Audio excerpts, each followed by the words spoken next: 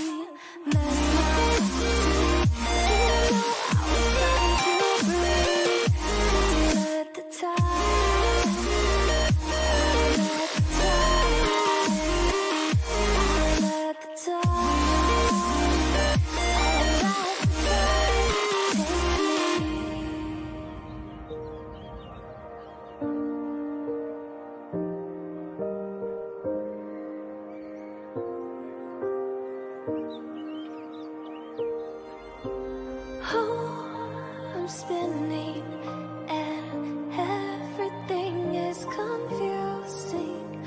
I can't seem to slow my mind down. Is it you, is it me, is it us, is it lust, is it trust, is it just 'cause I can't figure it out? When did you turn your head, erase me, searching for my heart in the debris? I've lost myself since you left me. I've lost myself.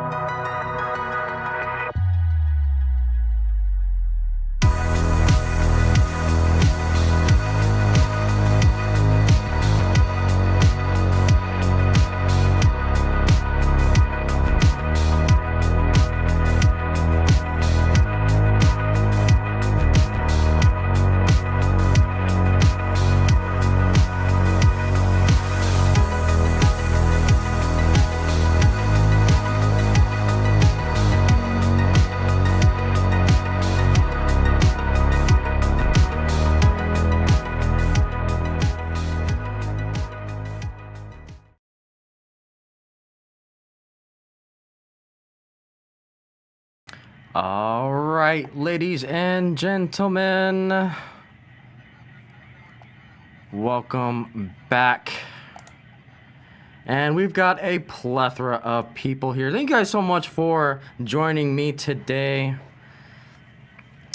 So I will apologize, Tammy and Ray. I am working on getting to my PO box. I have been super busy lately. Now that school is kind of winding down a little bit for me, I can start enjoying a little bit more free time. So yes, I'm hoping to get to the PO box soon. Our PO box, I don't think opens on the weekends, which has made it kind of hard for me to get out there right now between work and school. So I am hoping to get out there and get it. So yeah, I do apologize. I know you've been saying some stuff, so I'm gonna go check for sure. But let's go ahead and welcome everyone. I am your host, the Ice Dragon, Rayron VR, and let's see who we have here. We have Boxcar the Husky, we have Mom and Son Train Rail Fans, we got Rail Fan K in the house. Welcome everyone to the Icey Railway Podcast.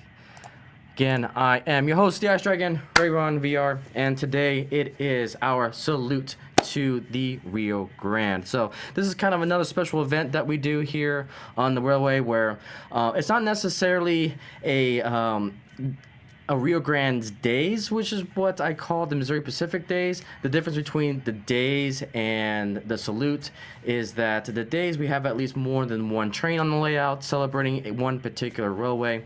Today we just have one train but with different engines to pull that train. So we'll talk about that more in a minute, but hopefully you guys had a safe and fun week. It has been really hot down here in San Antonio. We've been hitting over the 100 degrees for a couple days now, and I think probably the hottest record I've ever been in, which is like I think 117, the hottest I've ever been in. So man, it's been a scorcher. So we had a couple of rainstorms though to bring those temperatures down for like a day, and then it shot right back up today. So the layout's still fine. No warping yet, which is kind of a blessing about the modular setup that I have, is that there's actually room to expand and contract when it comes to the tracks. So there is some breathing space with that. So knock on wood, no major issues yet. So we'll see how that continues to hold. So. But yeah, my goodness, a few things to talk about. So I kind of got some show and tell real quick. So out of nowhere, I was going through Facebook, and this one little, a part of many model railroading groups, and one of a post that caught my attention was that Blue Nami has finally come to Android. And as you can see here, I've got on my phone, here it is, here's proof.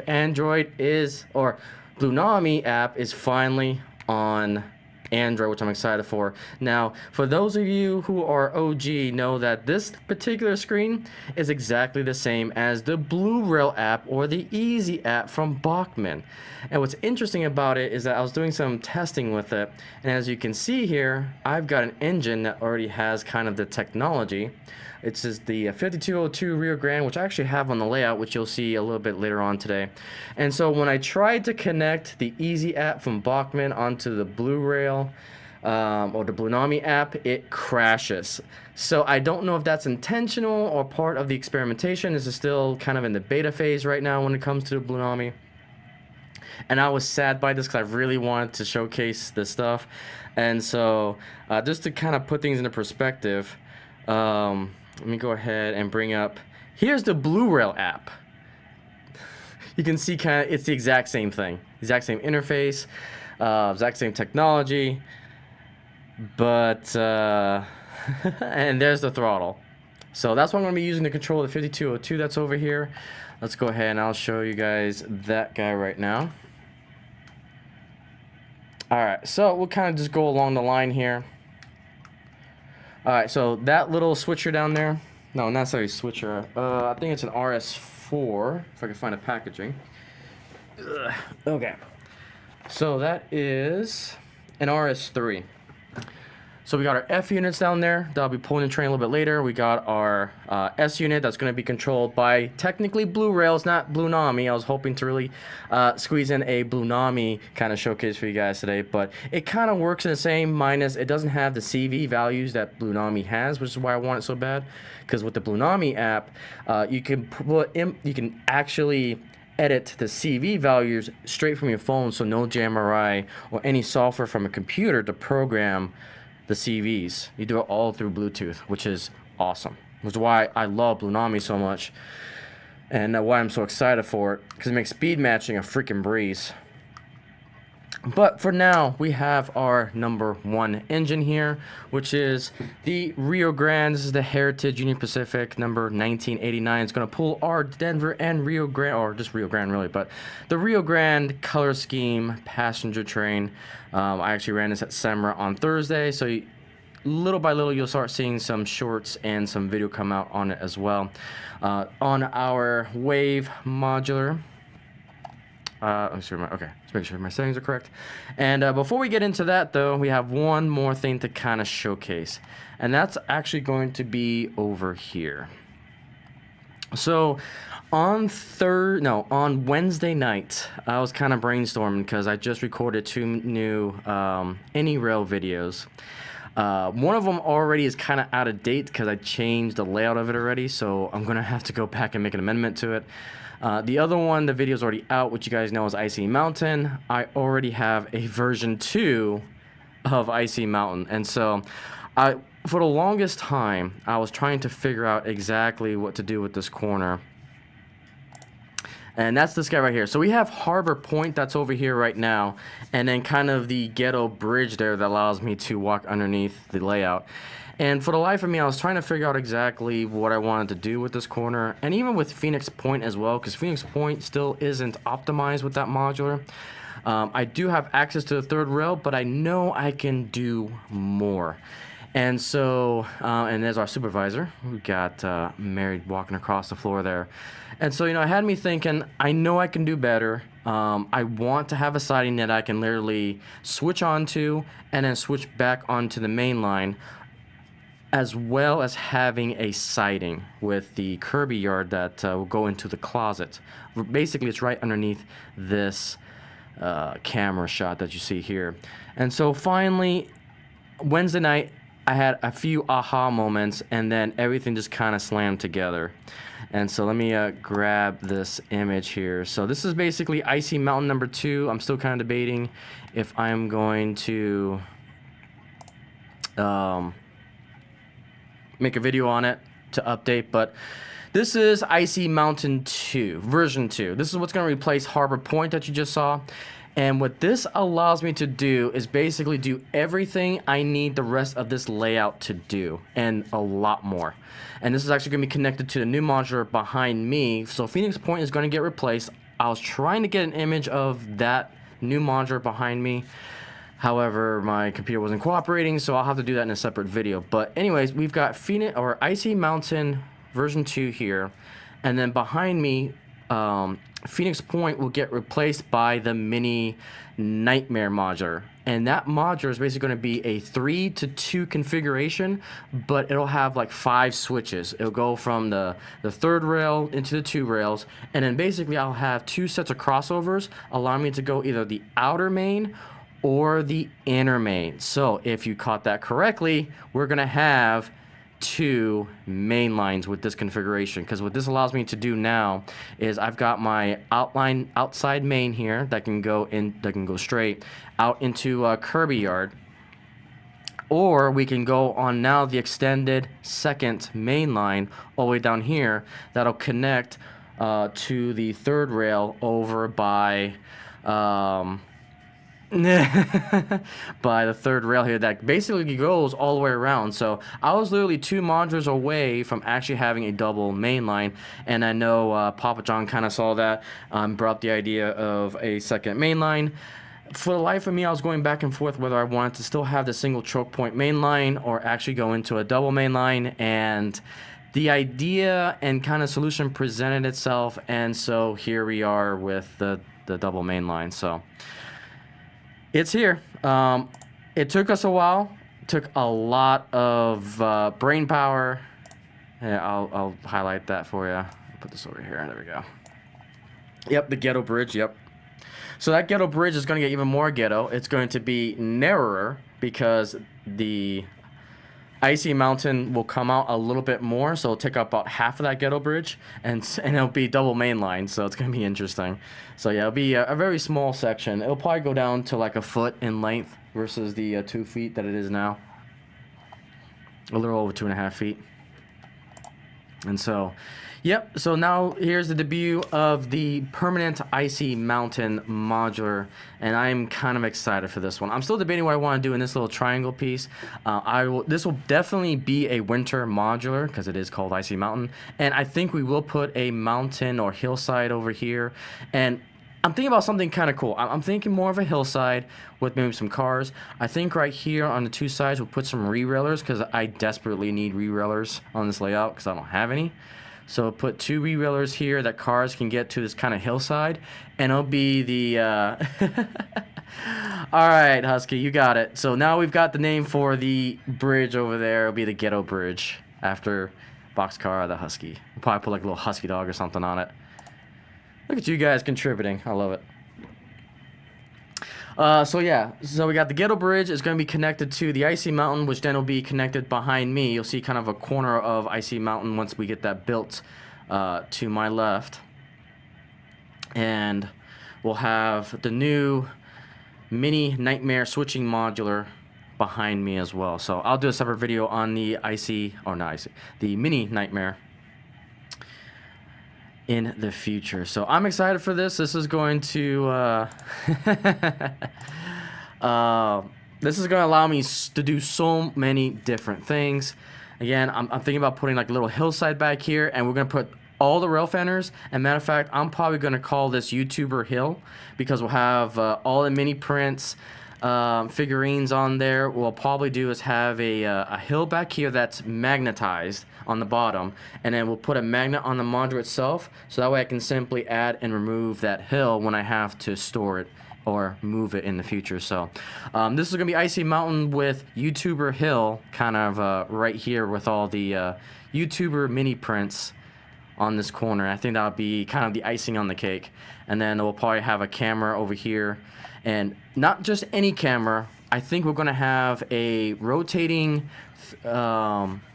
camera that can go 360, zoom in ×2. I already got the camera picked out, and so that'll allow me to, or maybe just put it on this little corner here, but that'll allow me basically to get the train going from this corner all the way to this corner on Icey Mountain.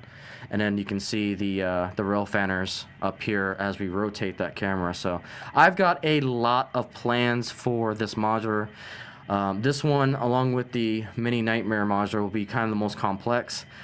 This one I'm planning to put signals on. It's going to have an SE74 instead of a DCS74. So we're definitely going from there. Echo Hunter, how are you, good sir?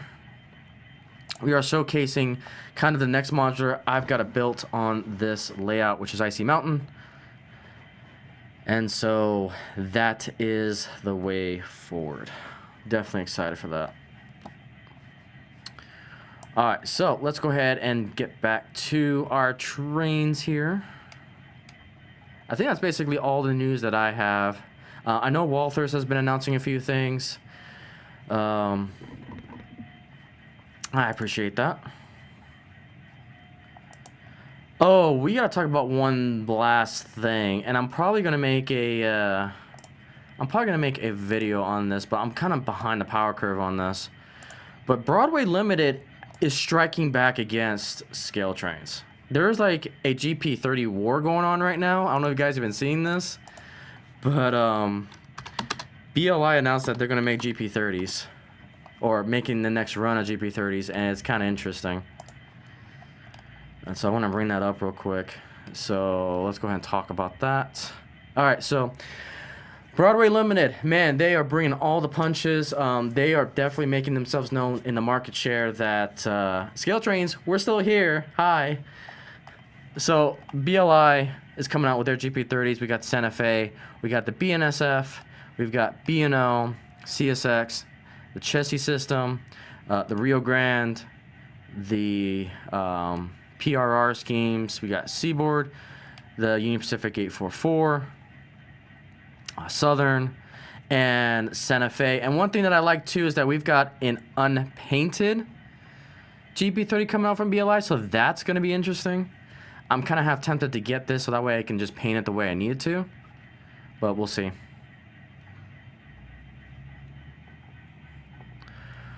So Boxcar, for that module, I'm going to build my own framework. That's kind of why I'm taking my time with it, because I got to find the right wood and then buy it. So, yeah, SC45s, and then making a comeback too.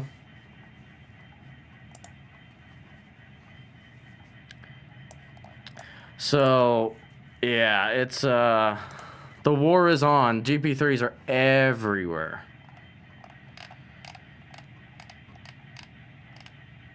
So,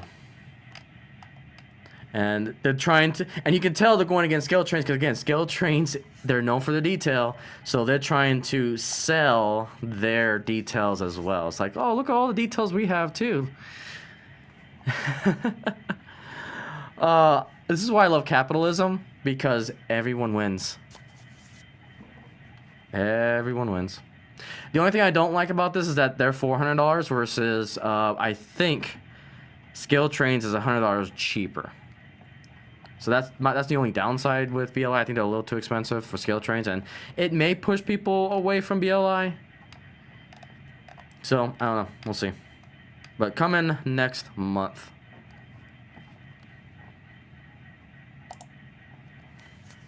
Okay, so let's go ahead and start this shenanigans. I've got a plethora of controllers. So I'll show you guys. Over here, we've got my phone controlling the Blue Rail Bachmann Rio Grande RS3. I've got my tablet over there that's controlling our GP30 and along with the Rio Grande Challenger. We've got the DC S52 right here that's controlling the main engine right now, which is the 1989.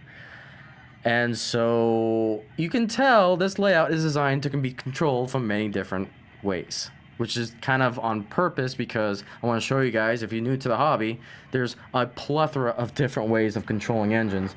And if I really wanted to, I can even add an additional throttle, the normal controller here, which for the life of me, I've already forgotten the name of it. But anyways, multiple different ways of controlling this layout. All right, so let's go ahead and let's get the trains rolling here. Again, this is the Heritage Unit Union Pacific 1983. Okay, locomotive. And let's get you going.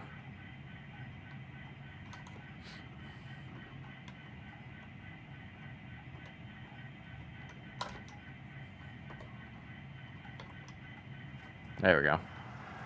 Okay, you can slow down now. That'll be great. There we go. So good question, Echo. So CV values, it depends on which decoder that you use. I probably said, yeah. I meant 1989. Yeah, you're right. So it depends on what CV values you want to change, because each decoder is slightly different. The main one that I mess with, let's go ahead and get you guys all the cameras here.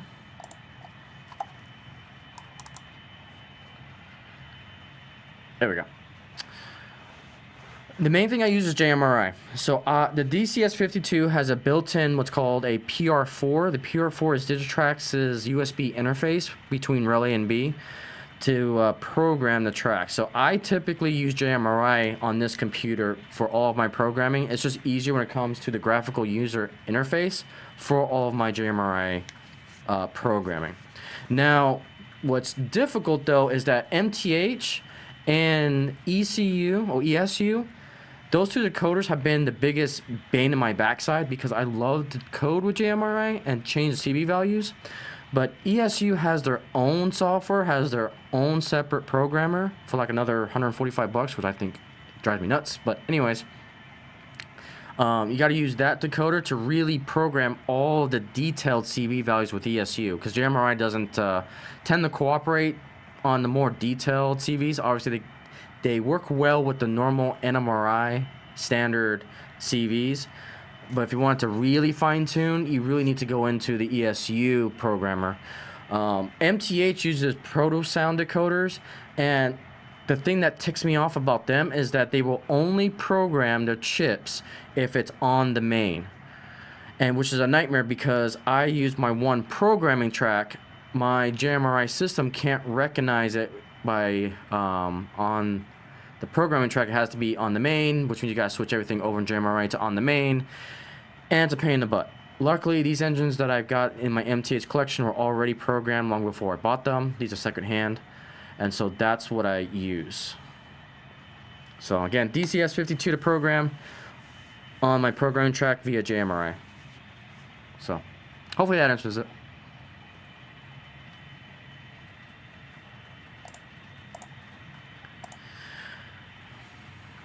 Nice. So a lot of love for S-Scale. That's good.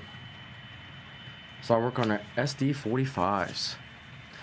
I wonder if it's safe to say that the SD45 is like one of the more popular diesels of all time. Is that a stretch to say? Could be a stretch, I don't know. There's always seems to be a demand for them.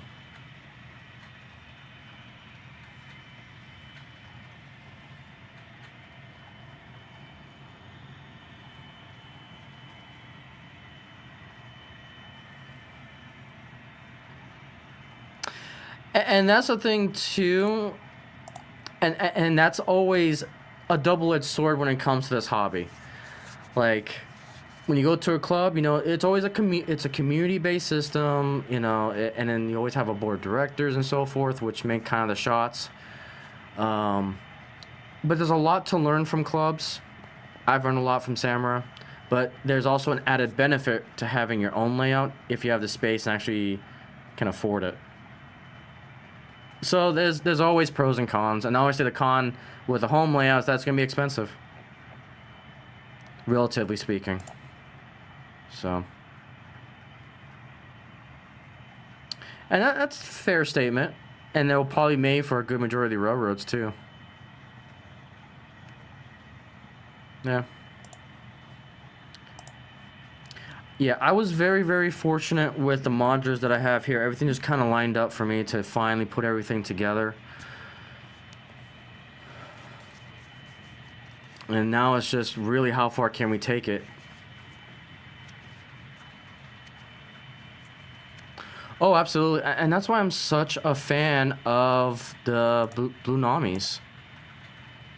Like, I cannot begin to say how important Blue Namis are going to be in the future, especially in HO scale, because it's one step closer to getting us what I would argue as the garden scale. Because if you think about garden scale, they are typically, and even Lionel from time to time, they have, you know, controlled by Bluetooth or just a wireless device per se. And everyone's been talking about dead rail lately.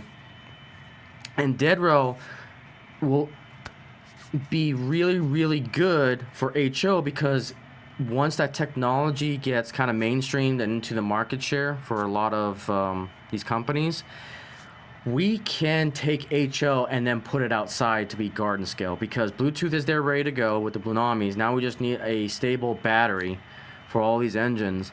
And then now we can develop the track that'll be rust proof like G scale has. And then we can take HO scale and put it outside. Like, that's the future. It's an untapped potential in the scale.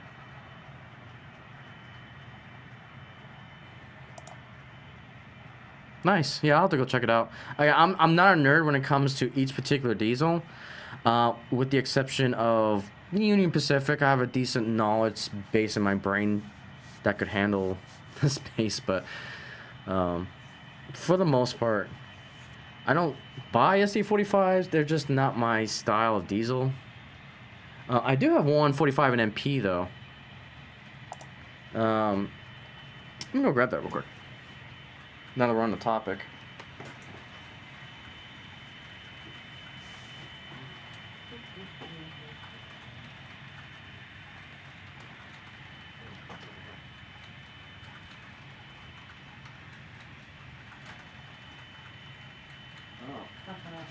Nope, I was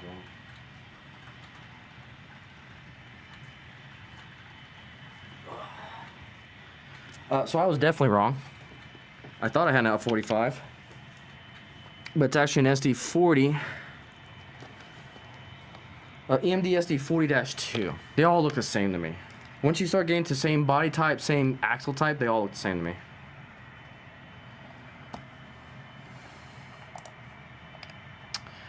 Alright, let's see. Alright. So this is my Broadway Limited SD40. Again, it's not 45, but I would say close enough. And eventually I'll get this bad boy running. It is DCC ready. It's actually got a speaker in it. This is actually kind of the first stealth variant. The only thing about this engine is that I tried to put a Digitrax decoder in here. It wouldn't fit. So that's why you haven't seen this guy run anywhere yet. I need to put a small decoder in here. I think I'm going to go with a TSU. Or TSU decoders, the wow sound.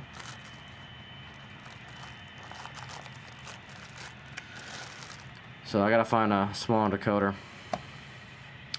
That is one thing I'll give scale trains. Like, they don't mess around when it comes to detail. They make sure it is prototypical. So yeah, definitely those river counters out there. Scale trains knows what they're doing. I don't necessarily agree with the decoder type because I'm not a big fan of ESU. I'm a big fan of Tsunami 2s and Blunamis, but.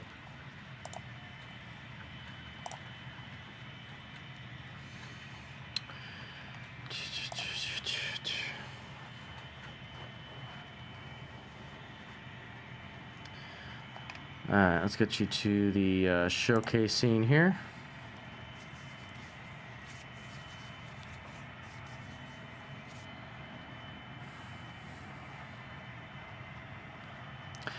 And that's the beautiful thing about the hobby too, is that there's an engine for everyone. Steam, diesel, turbine, electric, coal turbine.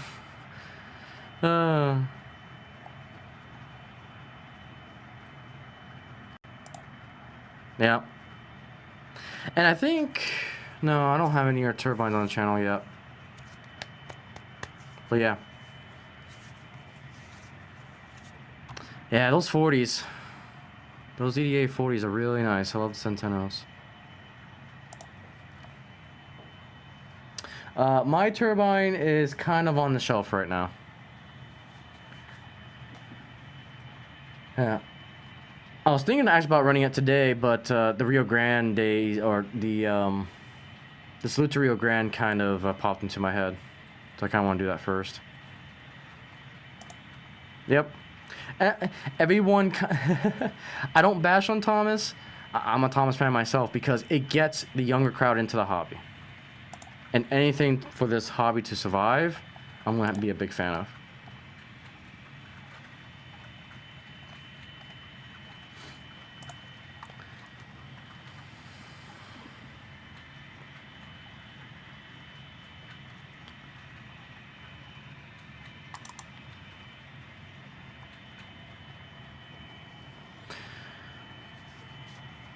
So we are on the hashtag Ghetto Bridge with this camera.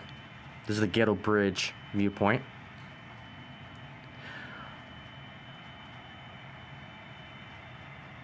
So again, you can kind of see the future of the layout with that Icey mountain modular, because that's going to allow me the second main line that's on the right there. And then because of the turnout that's happening on that modular, it gave me access to that left, giving me a bypass. Yeah, you can kind of see on the right hand side there, I've got the turbine right there. It's just the A unit, the B unit, and C and the tender are kind of floating around. They're kind of hiding, but it's the Scale Trains museum quality. It's my Ogden edition, because I've actually seen that in person. In fact, I'll probably, I think it's on my Instagram. Hang on. Let's check it out. Alright, let me get you guys back.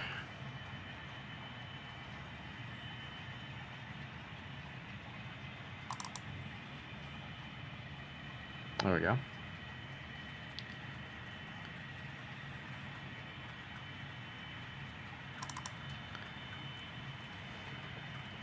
You guys over here to Phoenix Point.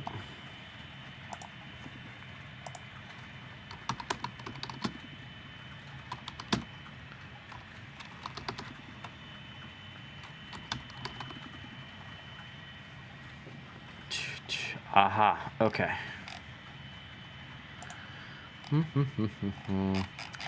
So I do have an Instagram. I'm not necessarily active on it, but I'm thinking about getting a little bit more active with it. I'm still kind of debating where the future holds with my Instagram. And so here's the Instagram page. I'll just go through a few things. I can't because I gotta log in. I'll log in later. But anyways, I'm big into anime too, so it's kind of a whole bunch of random things. But there's a Challenger Rio Grande. There's my 844. That's Milwaukee Road. That's my old 618. There's the scale trains box here.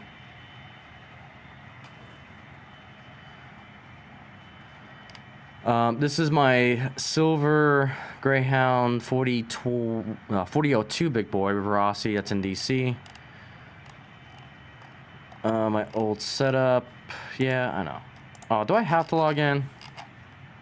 Crap. Hang on, let me log in.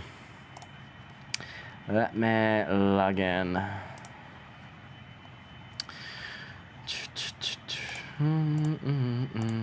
So that's a good question. So to be honest, if space wasn't an issue, if budget wasn't an issue, I would go Blunamis all the freaking way.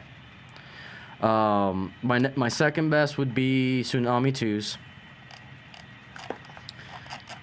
And come on. Sit down, pumpkin. I wonder if that's crap. I don't remember what email I used. But yeah, Blunamis and Tsunami 2 is my go-to.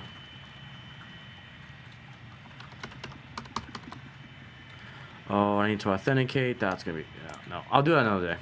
I'll show you guys that another day. But what I can probably do is show you the Ogden Station. Since we're down this rabbit hole.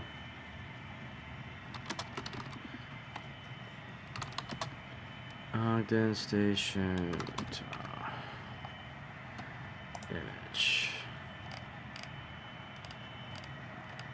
Alright, give me the engines, please.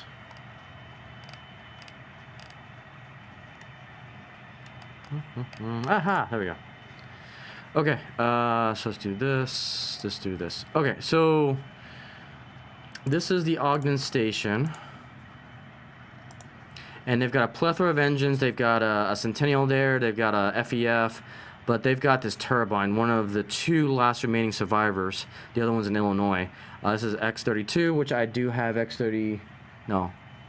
Yeah, sorry, X26. Oh my goodness, I can't read.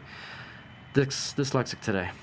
But yeah, they've got a 26, and that's the one that I have in HO scale from Scale Trains.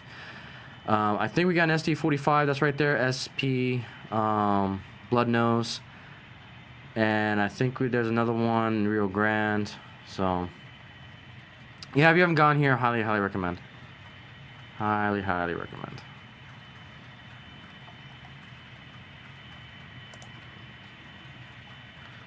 We probably need to fix this. There we go. I'll bring up this view.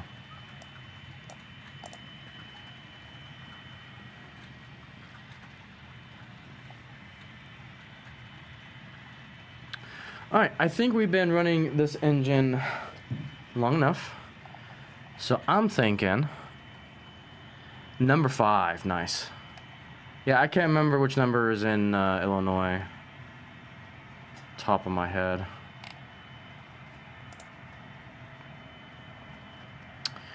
Alright, so what we're gonna do is we're gonna go ahead and bring 1989 to a stop here. Now, I'm going to have to disconnect. You know what I should do, actually. Hang on. I got an idea. We're going to back up.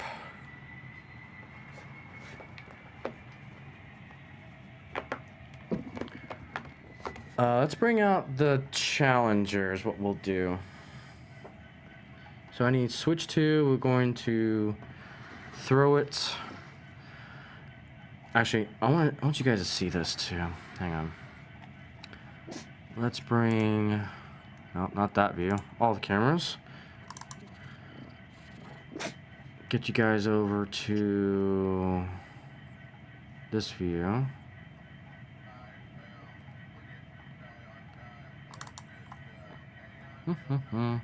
Okay. So that way you can see the turnouts being thrown as well. This angle's pretty good. So we're going to go ahead and... no, it's actually 1 I need to throw, isn't that? Okay, so now it's red. Mystic, how are you, good sir? Welcome, welcome. Hope you're doing well. So now we're going to activate 3800. We're going to bring the Challenger onto the main line. So we'll do an engine swap. And I'm actually going to place our RS3 where the Challenger was.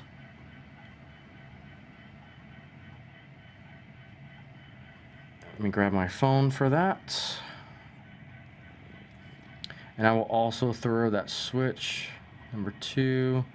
We'll throw that as well. So now you'll see that both switches are now red down there, thanks to the Digitrax push buttons.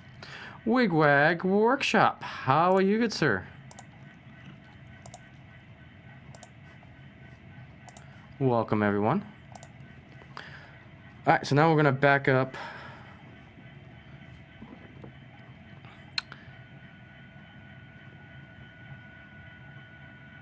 There we go. So now we're gonna make a switch here.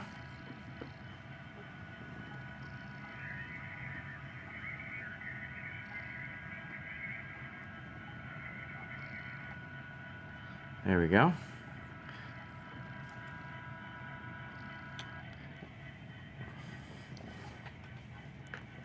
And then now what I need to do is I need to actually physically disconnect our passenger train here.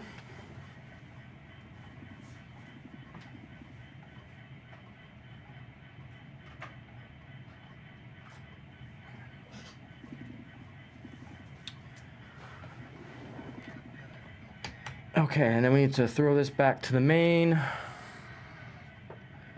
That is definitely the wrong one. All right, and then let's go back to 1. Let's switch that. Okay, so now we can bring in our 1989. You can see why I wanted this wave modular built first, because it makes this layout a lot more dynamic, and I can simulate my style of operations.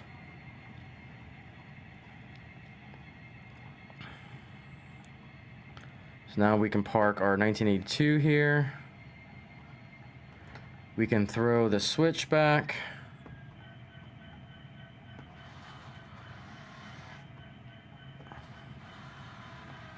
I'll eventually understand which is which. All right, so now they're thrown back to mainline. You can see the 2 green buttons down there. We're gonna back up our 1982. And I'll get you guys a better camera shot here.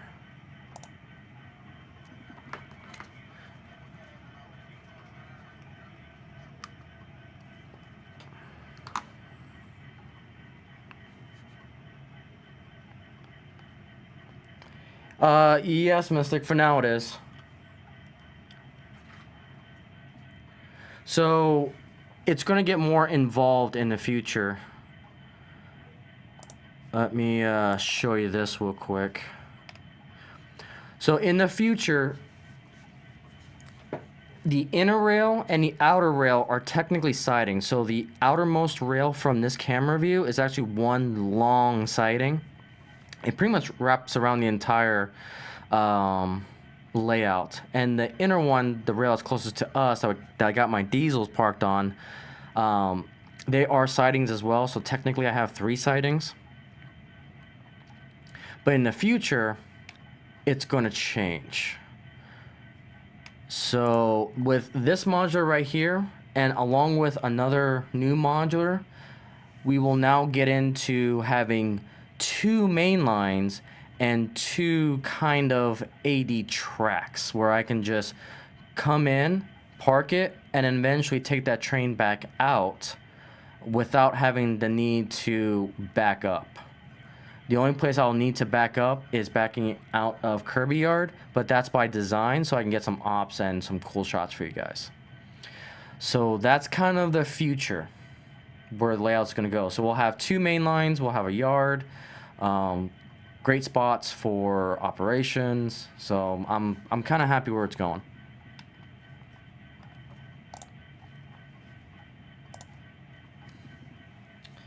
All right.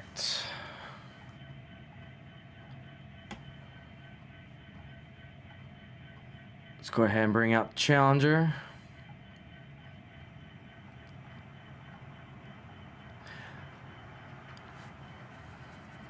And I'll do whole nother video on the 2 new modulars, so that will be a thing. All right, so now we've got the 3800 Challenger on the main line.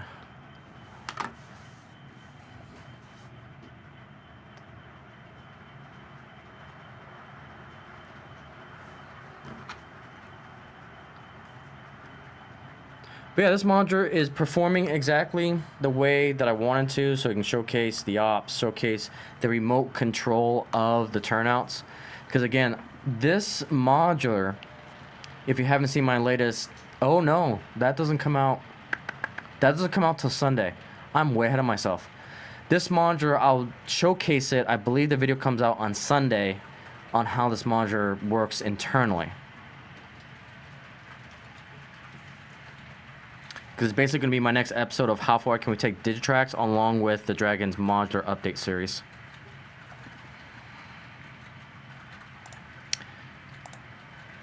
Hey, NC, how are you, good sir? Hopefully you're doing well. Welcome, welcome.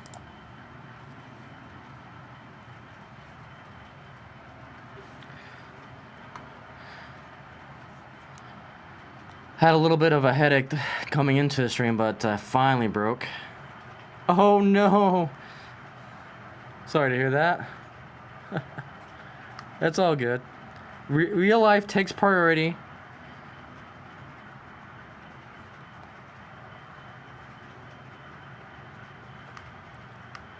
Oh, I really need to fix the reception on this thing.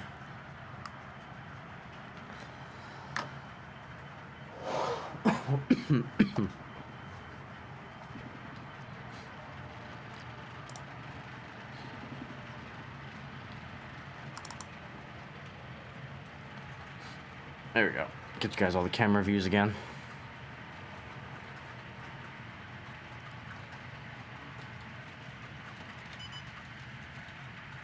Don't you short on me.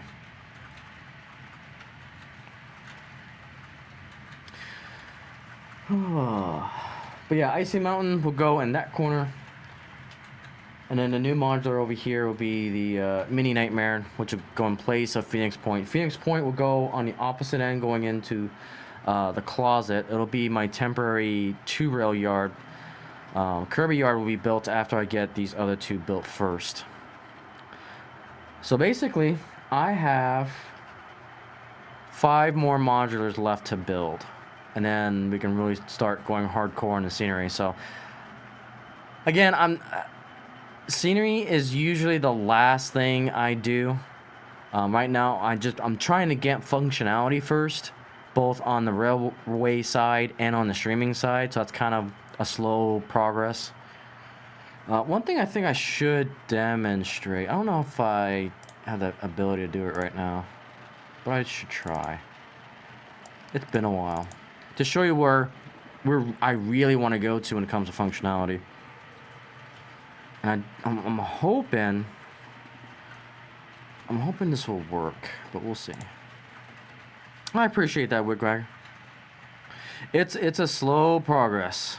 A lot of brain cells, a lot of time, a lot of hours, a lot of brain cells spent. A few cuss words said from here and there.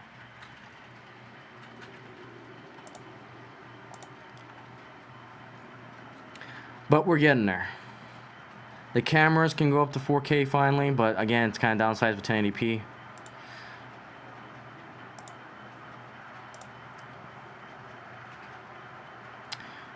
But what I would like to do, let's see here.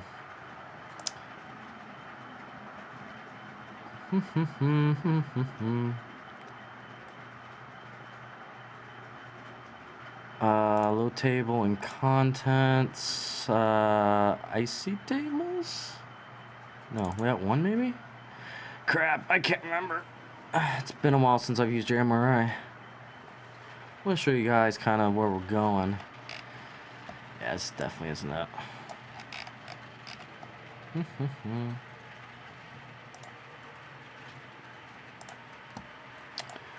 File load. Maybe it's the Icey tables.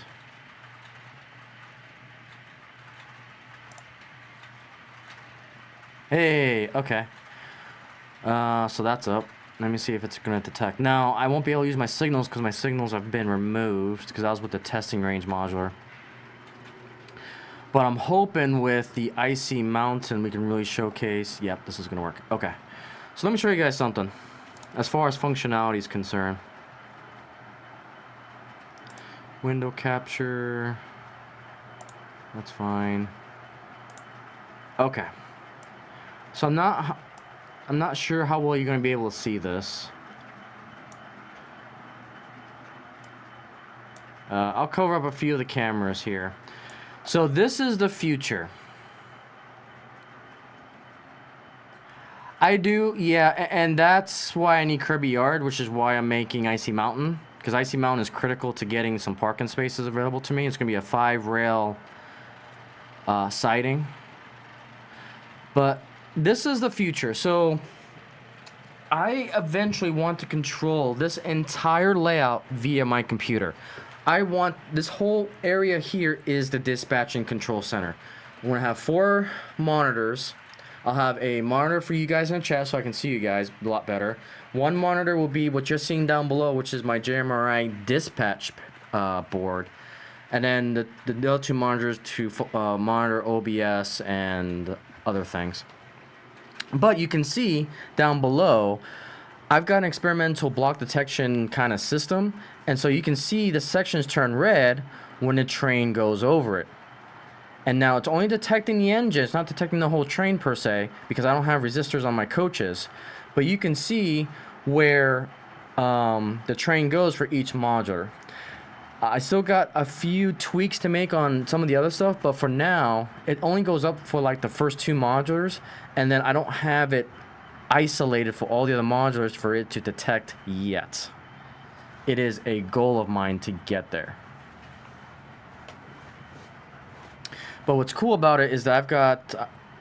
I used to have signals here. Again, that has been removed with the introduction of the wave modular. If you want to see me using the signals, I think it's like episode 4 or 5 of the Icey Railway podcast, or back then it was the Icey Rails, that I can actually control this all from my dispatch board here in JMRI. This is the Panel Pro program that I'm using with JMRI. And I can also control my switches from here too. So again, we talk about the variety of different ways of controlling the layout. This is just another way that I can do it. So I've got a little switcher right here that I can control the Phoenix Point modular behind me. So now it's diverging, that's mainline.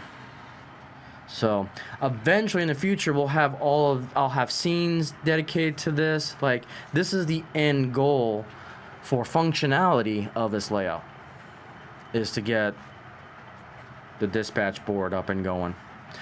Kind of what's holding me back from getting all the block detections is that I do need a bigger or more block detectors. Right now I'm just using a PM74.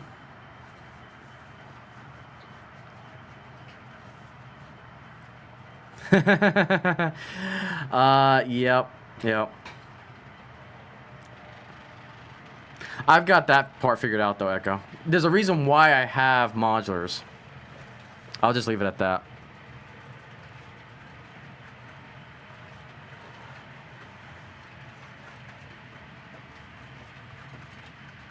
And for these modulars, when they move, I'll actually have an L bracket that I'll screw into the end, so that way they protect the rails from ripping open when they move. But this layout's already moved once, and I just had a few rails to fix, and it was fine. It was actually a lot more sturdier than I thought. But yeah, you can see on the dispatch board there, we got the 1 block, the 2 block detected, and then the 3rd block's not set up yet. Or the rest of the blocks are not set up. They're more placeholders right now, so that way as I get one district ready to go, it'll be set.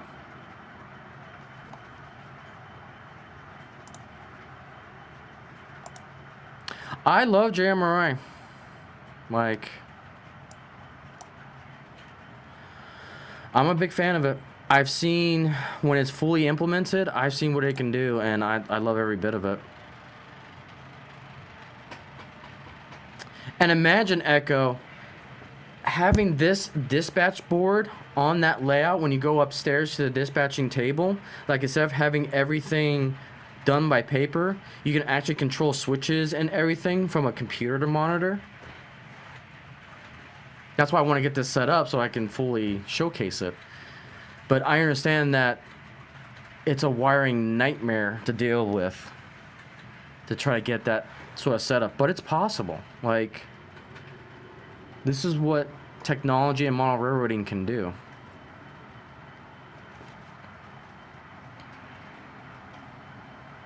So, good question, Mystic. I'm going to confuse you with my answer. The answer is it depends. It depends. So if you're doing a permanent layout, then okay, let me back up a little bit. There's different ways you can do block detection. You can do infrared sensors. You can do current detection. Those are usually the 2 big ones. I use the Digitrack block detection system with current detection. They go through my PM74. The reason why I like the PM74 is that it's an all-in-one unit. It allows me circuit breaker protection, and it uses block detection as well on one unit. Oh, automatic operations? I'm not that smart yet to really answer that. I think JMRI can do automatic operations. I'm not sure. I'm not smart enough to figure it out yet.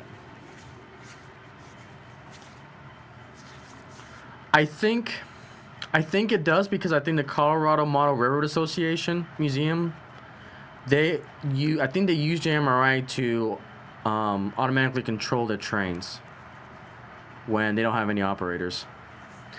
But in a nutshell, the way I have my system set up, it's a non-conventional setup that I have.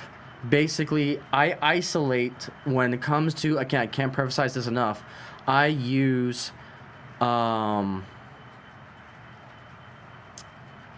I isolate the rails on top and the wiring on the bottom. All my wirings feed into a central point where my block detection is. It's not one modular after another that's usually the typical Fremo wiring configuration. I'm using a completely new circuitry system for block detection that is just my Frankenstein beast right now. It's not standard to anything.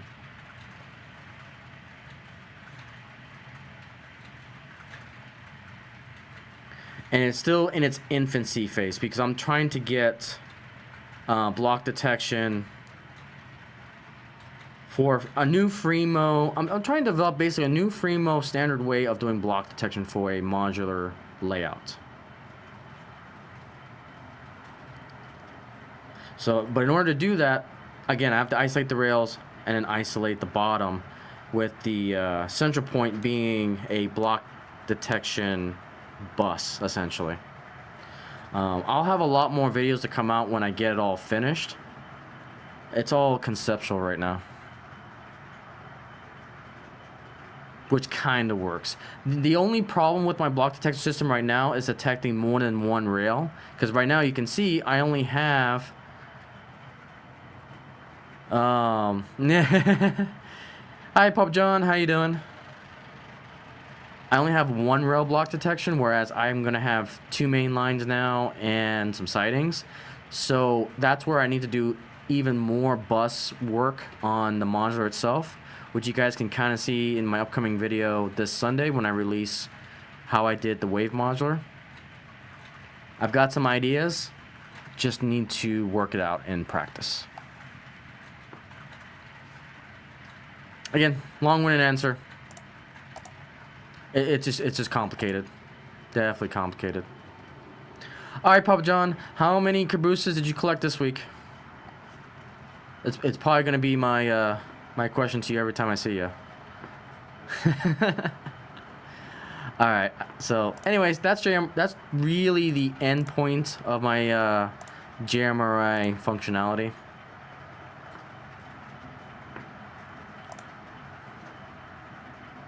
You found more? Oh, N scale cabooses? Nice. Or cabooses.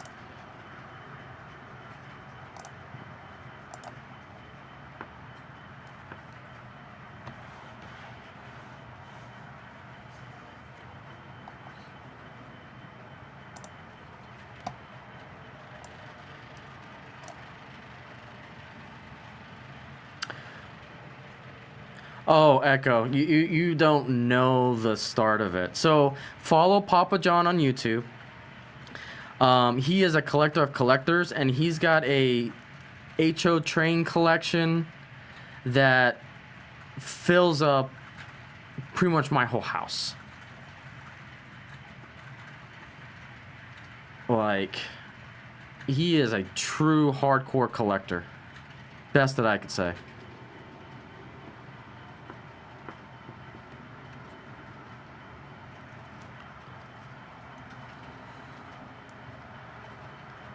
Nice, Papa John.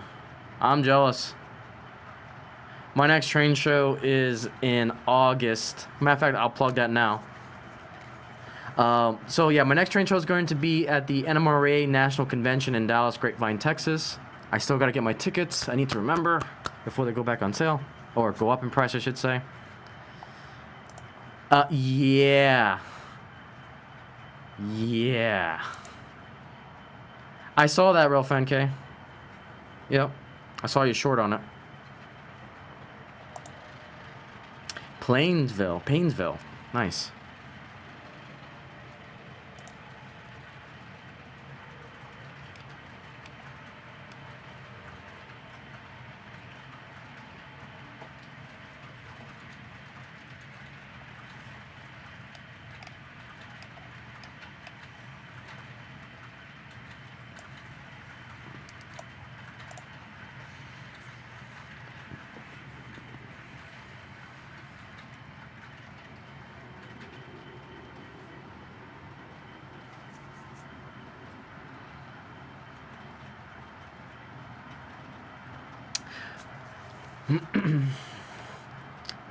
But yeah, we'll be going to the National Train Show on Saturday and that Sunday of that week for the NMRA convention. We won't be doing any clinics or anything like that throughout the week just because of my work and a few other things.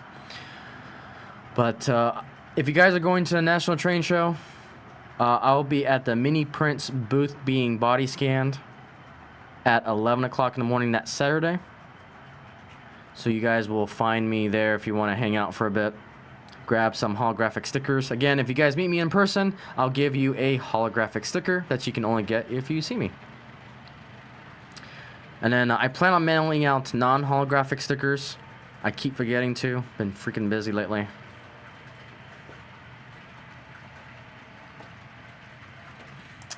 Buy and sale. Nice.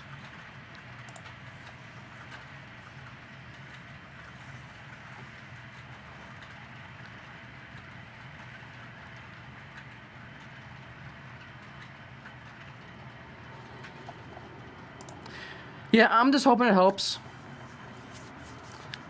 Yeah, there's there's so much you can do with block detection. Like, I was really overwhelmed by how much you can do. If it was more stable, I would probably recommend LCC, but again, it just depends on what you want your block detection to do. For me personally, I want my block detection to be integrated with the dispatch system. That's why I went with Digitrax, because it's just easier for me to integrate Digitrax and the local net with JMRI. So.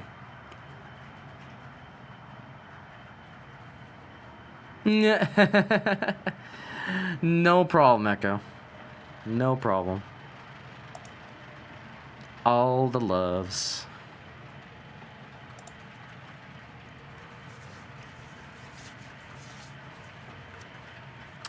Hey, BCF Parts, welcome. How are you?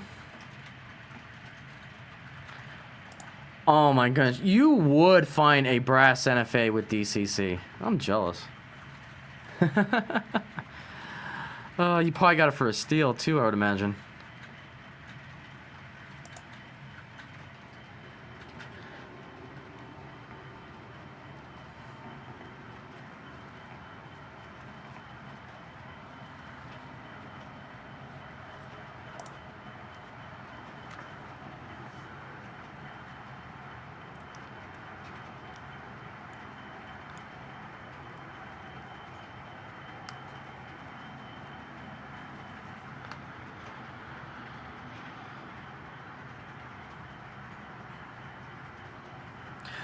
Yeah, and that's the thing, Echo. I think JMRI does allow autonomous control. I think I've seen videos on it, because I did want to try it to a point-to-point layout, but now that I got my full circle, I kind of just abandoned the idea.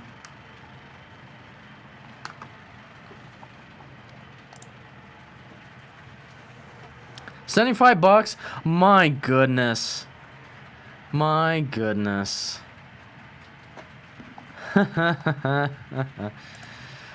Oh, that's crazy.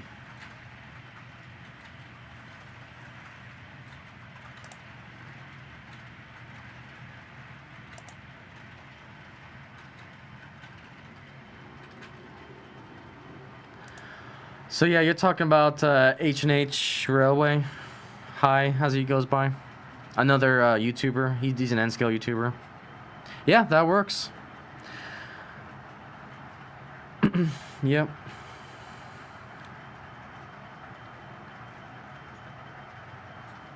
Absolutely. Again, I apologize if I'm not remembering the names. I'm terrible with names sometimes.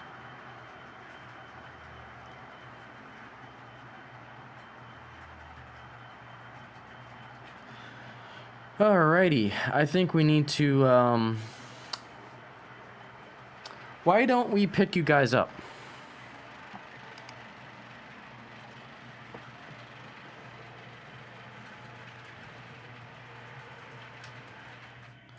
Alright, let's go ahead and, let's get this camera squared away. Let's get you guys on the rails. It's all good.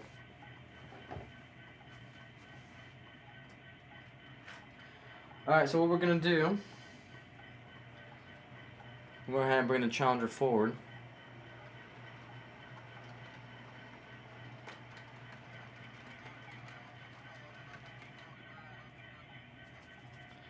Nice, Papa John.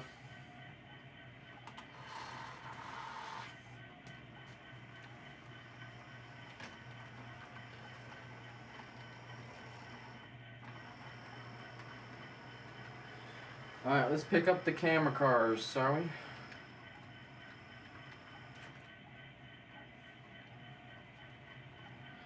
Get you guys on board the Rio Grande.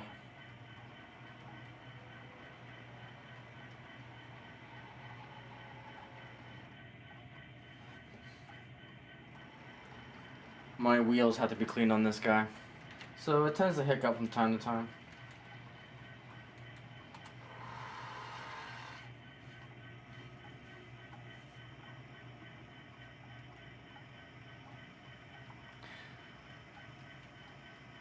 Alright.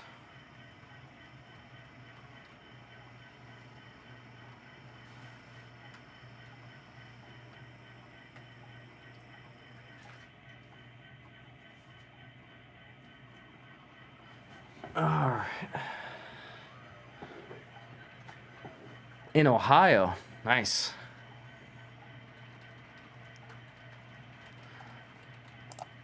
Alright, so welcome aboard with the engine 3800 Challenger with the Rio Grande.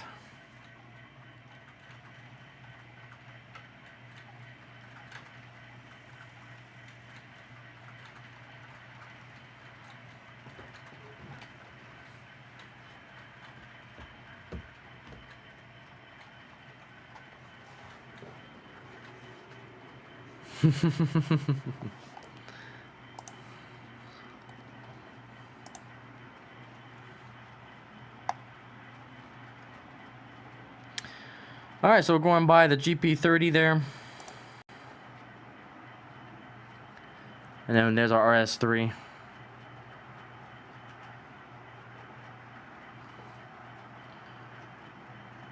And then our Ace. Thank you, Mystic. I appreciate that. And then our F units. We'll probably go around with the Challenger for probably 2 more laps, and then we'll switch it out. Alright, guys. Which engine do you guys want to see next? I've got a GP30 scale trains. We got the RS3 from Bachmann. And we got the Atherin F units A and B. Let me know which one you guys want to see next.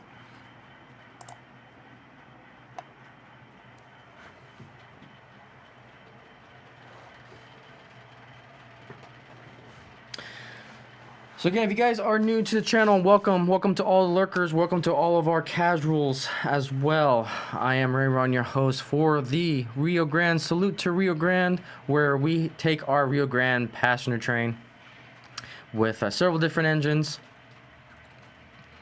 and we have a grand old time. Like, comment, and subscribe if you've seen this in the after live stream portion. Alright, Real Fan K, have a good night. I will see you tomorrow. Alright, so we have a vote for either the RS3 or the F units. Thrill and Amaze Me. So now it's down to, looks like, 1 vote for the RS3, 1 unit for the F unit, and 1 vote for the GP30. You guys are not going to make it easy for me, huh?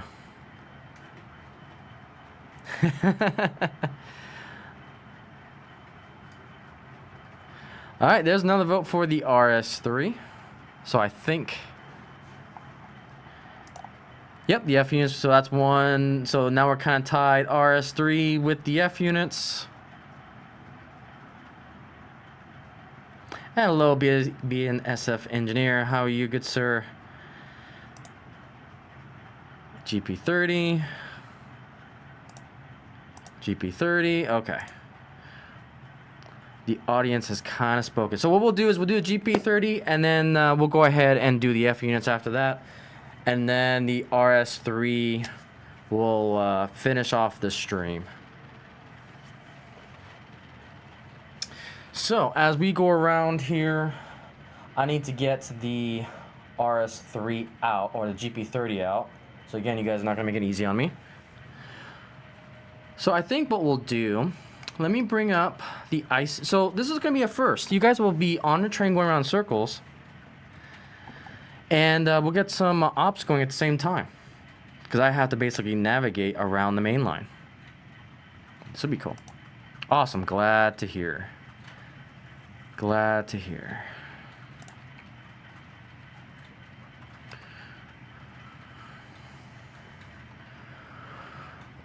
Okay, let's bring up, I need to bring up all the cameras. Let's bring up. Now there's going to be a little bit of delay. My capture card's about 2 seconds behind.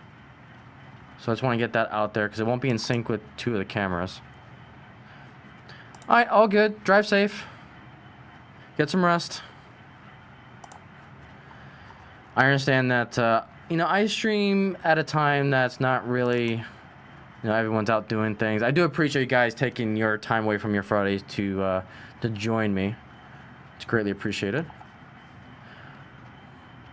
I think I need to add... Oh, what do I need to add? Window capture. Where's my window capture? Here, and phone camera. Yep, that's it. And then we're going to do that, and that. Okay. So as we do a little bit of operations here, just gotta figure out where's the best spot for this. So I want you guys to at least see our digital push buttons on the modular. I can probably see. This is why I need. My computer is going to be a necessity here pretty soon for me. So I want to see chat too while I do this. I'll tell you what. I'll do this. Bring up you guys on my phone.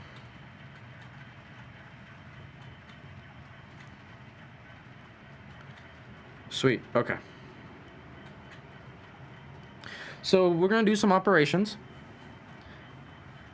Eventually I'll have my wireless mic, but for now I'll just try to shout as loud as I can. But let's do some experimentation. My F units are being controlled by that. Actually, I'll just use my tablet. That's fine. Okay.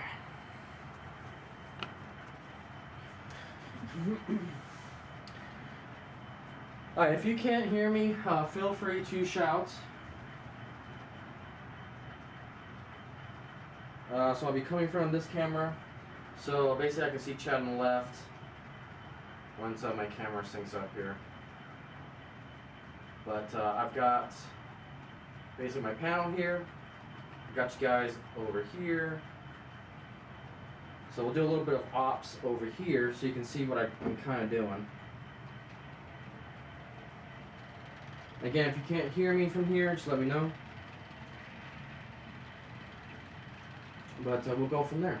So what I need to do here is we got to get our GP30, which is basically over here. And I kind of want to put it...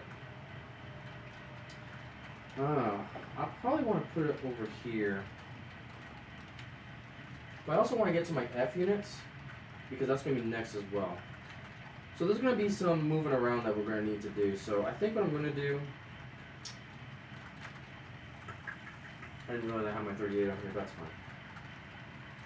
Release. I'm going to push my 30 back.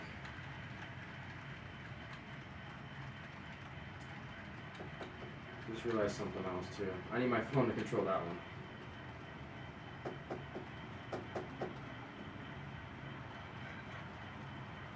Okay. We're going to do the 5. You loud and clear? Okay, sweet. I'll have to use my hand liberally because I don't have the same controller for the RS3. So we'll just take it by ear. So once you guys pass, because you guys are technically priority 1, we'll go ahead and start shuffling things around. You can kind of see how this module really starts to shine, because I can control the switches remotely from the dispatch, or I can control it at the module itself. Okay, so we're going to acquire 1982. Sorry, not 1982. 1989. Acquire that.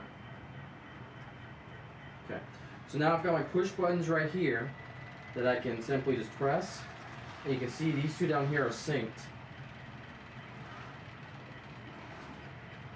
So now we can back up our 1989 here.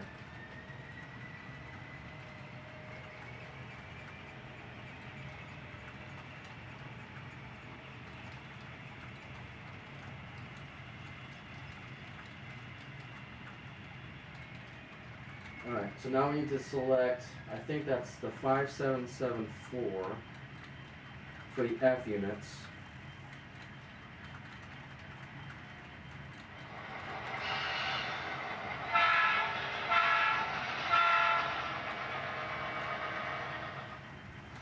Before I do that though, I gotta let the Challenger come by because I need the main line to get our F units to here, and then the The 1989, I'm going to go ahead and wrap it around all the way behind my main chair next to Phoenix Point, just to get out of my way because it's done for the night. So we got 2 green lights.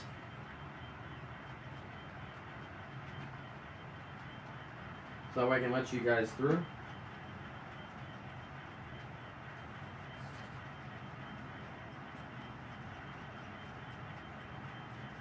And then we'll bring the F unit to the main line. We'll bring up 1989, park it. The RS3, I'm just going to 050 it to the opposite side, so that way I can get access to the 30. Okay, so we are clean. I'll push the button down here so you can see that there's different ways of controlling this turnout here.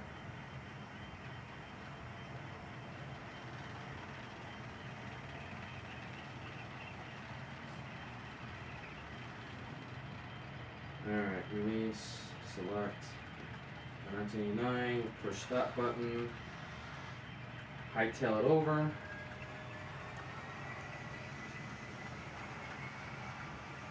Bye, 1989.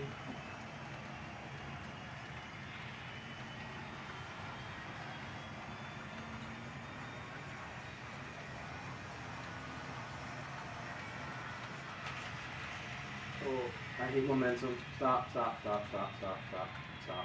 Please stop. Thank you. Okay, let's grab our F units again.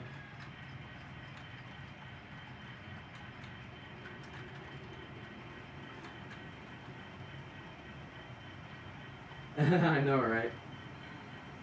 The 050 method. Alright, so now that we got the F unit, get this back to the main line because you guys are coming through again.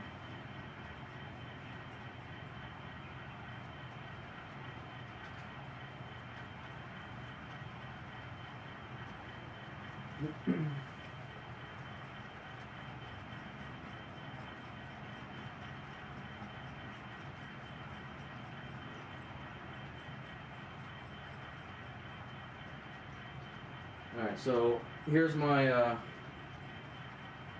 050ing. I'm just going to set this aside real quick. So we want the GP30 out because we want that next. So we're actually in a very good spot now to bring out the GP30.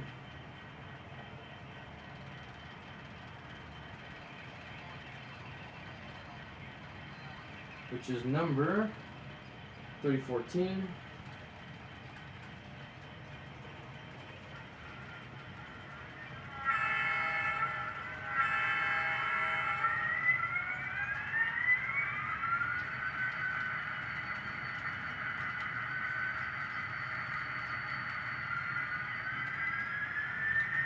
Yeah. Okay. So now we're going to bring out our 30. We're going to slow down the Challenger.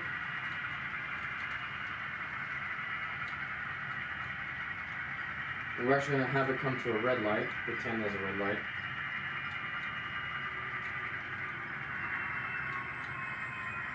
Alright, so we got our 30 there. The Challenger is going to go where the F units are. So I actually kind of, because that's going to be next in our lineup.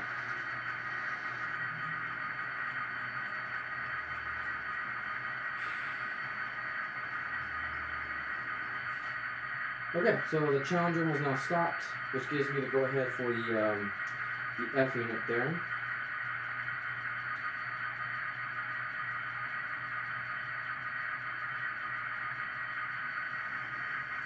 Yeah, GP30s, if it's one thing I will give Scale Train is that GP30 sound, that ESU Loc Sound 5 decoder, it actually sounds really freaking good.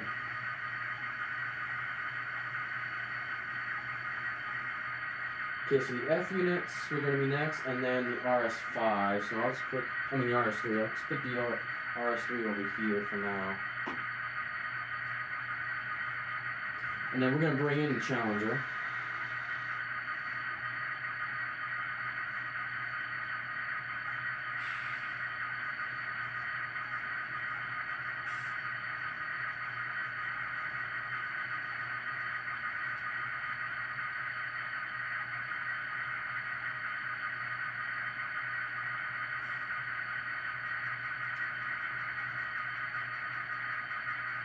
Alright.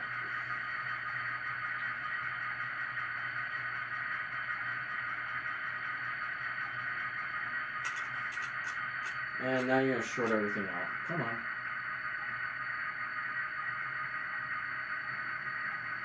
That was my fault. Alright, so now the Challenger is now done as well, so we can go ahead and park that one up a little bit.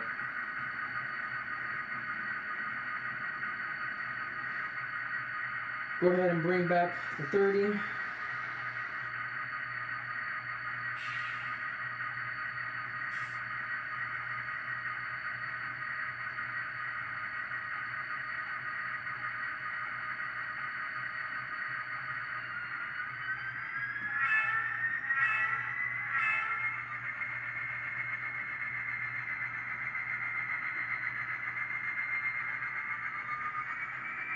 So we can pick you guys up. I think this engine can pull this train. We're about to find out. Scale Trains usually has a good reputation for pull power. We're about to test that theory out.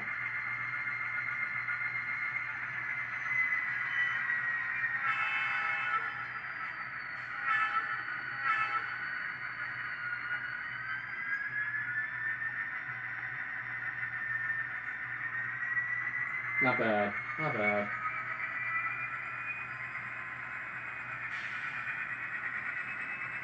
So this is a not soundtrack, jeez. ESU Loc Sound 5 decoder is what we have.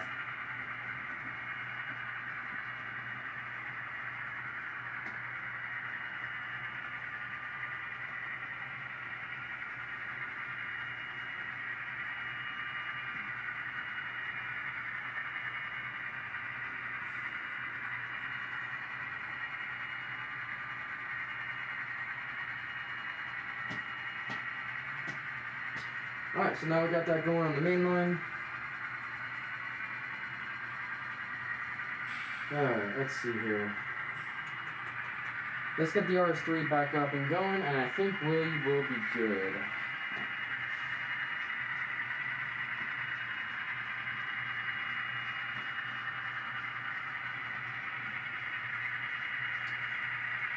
Alright. Challenge is done. 1989 is done.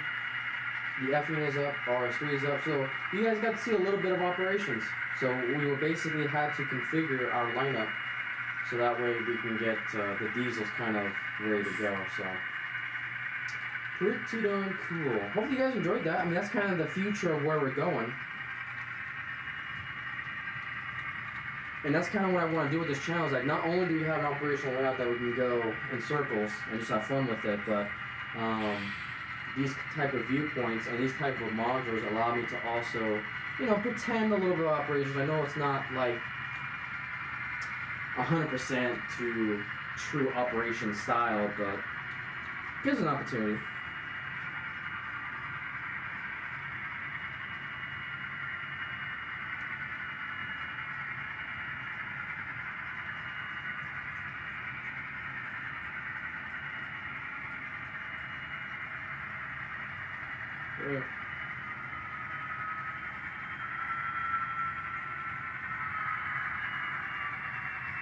Yeah, and what's cool about what they did with the scale trains is that they've got the lights that change color. I can't remember what they call it for the life of me.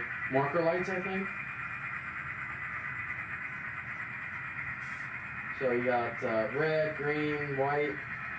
I'll leave it on green. I appreciate that, Icey.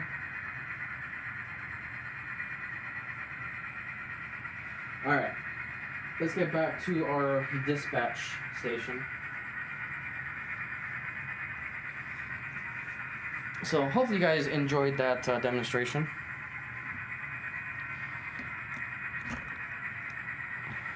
Classification. I've heard them called classification. I've heard them called marker lights. Yeah, I don't know. Lights that change color. I've heard it go both ways.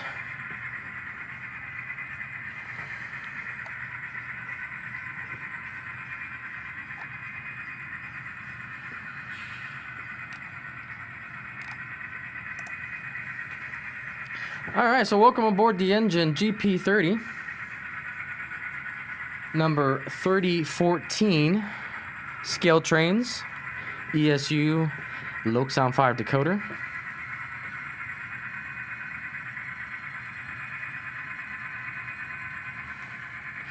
It just gets so technical.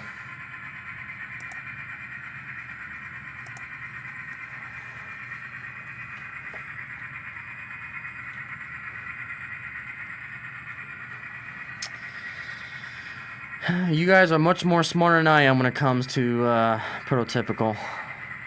I just run trains for the hell of it, and make make rivet counters heads explode.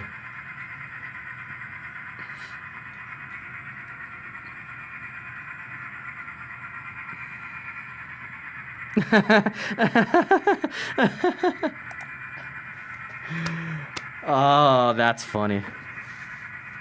That's funny. All right, kitten. Hi. Our superintendent is here.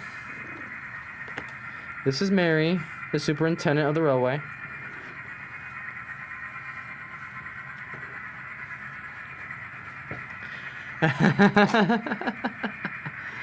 Oh, that's cute, actually. Friday Night Lights. Yep. Again, I do appreciate each and every one of you guys showing up on a Friday evening, doing what we love to do, running trains around in circles.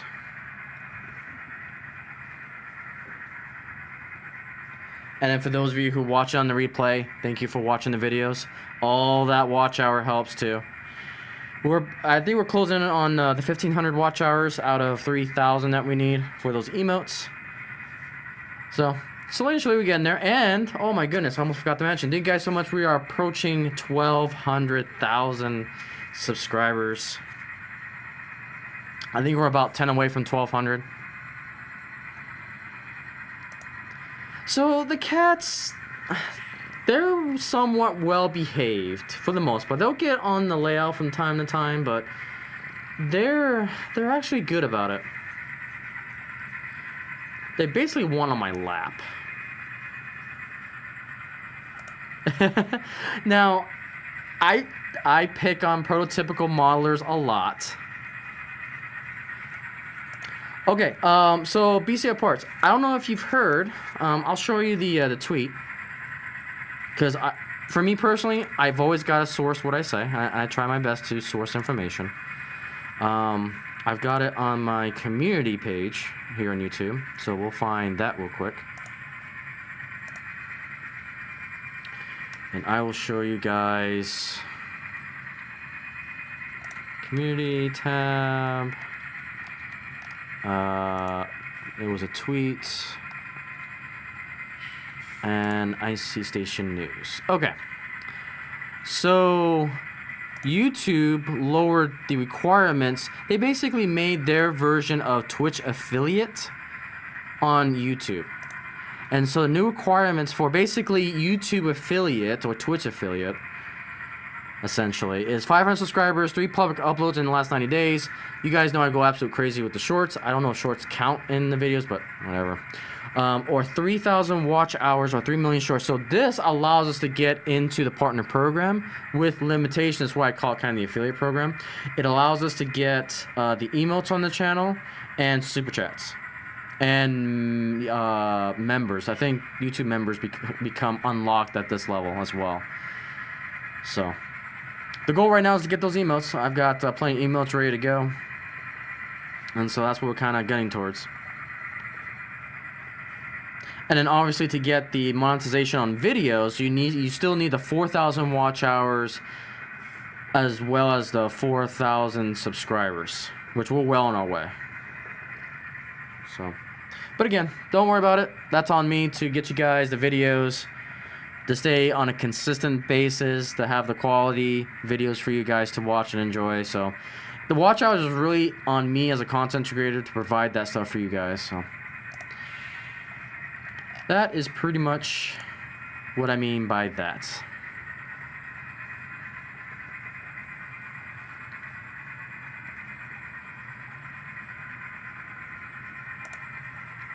You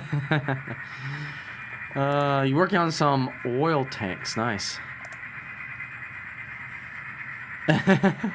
That's why, Echo, I've got my cleaning train. You know, the ones I talked about, the vacuum car, the CMX clean machine, the centerline roller, the Bachman cleaning pads, the Woodland Scenic monkey bars, and so forth. Lord Curtis, hello, good sir. I hope you're doing well. I hope you're doing well. I try my best, BCF parts. I try my best to be as transparent as I possibly can. There's a degree I just can't be because of IRL information and so forth. So, but I try my best.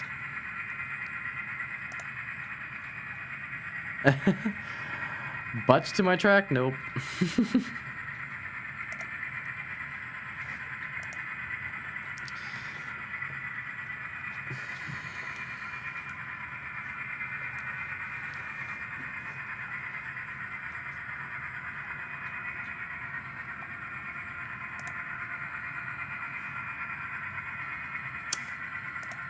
Fair enough. Yep. Yep.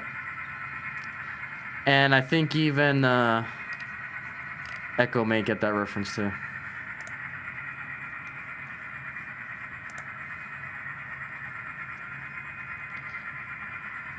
Well, I mean, you'll get this reference. I don't know about the butts. I appreciate all the support. Lord Curse is definitely an OG even before Mystic time. Because we go back way to Twitch days. Remember when Twitch used to be for streaming games and doing just streaming games in IRL? Remember the good times of Twitch? Before the dark times, before the bathtub streams? Oh man, those were the good old days.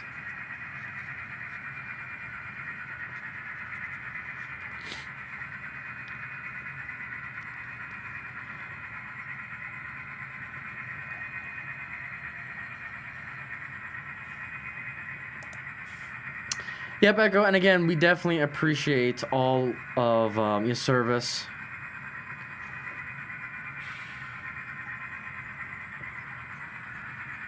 So, definitely huge props to you, good sir.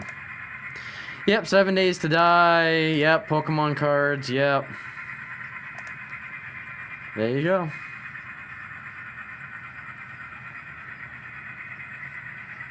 Yeah, Echo's got some stories to tell. Obviously not here, because a lot of it go into not so family friendly. Hey, look at that, we got some others. Yep, Lord Curtis, thank you for your service. A&C, thank you for your service.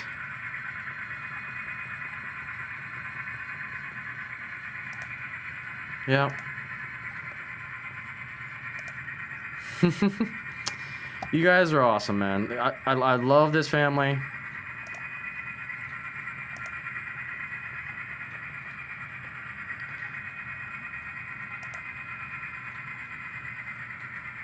BCF Park, thank you for your service. Awesome. A lot of military in here. I love it. Love it, love it, love it. So, with that being said, I hope you guys enjoyed my escapism content. Again, that's the whole purpose of this channel. Build an Icey family for you guys. You know, just escape the craziness the crazy world that we live in today. Because I tell you what, it is a crazy, screwed up world that we live in right now. And I just want you guys to relax, enjoy trains running around in circles. Because I'm that type of person that loves seeing a train go around in circles. I can do it for hours.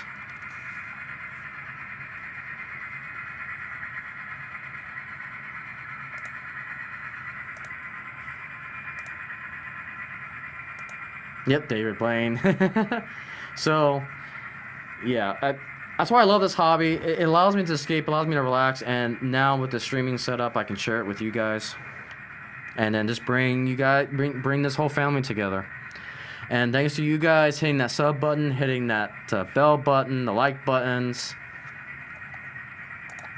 Look at that. Building connections. Everything about this channel, I love it seeing it here today. I love it. Yep.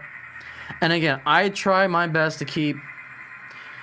I will stray from time to time, but I'm trying to catch myself when I do. I'm trying to keep it out of this channel.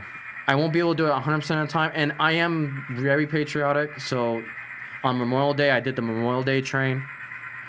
So that's pretty much the extent of what I'll do on this channel. But for now, I just wanted to have fun. Like, we need that in our lives. And that's why I want to build. So I'm pushing myself to try to give you guys the best escapism I can.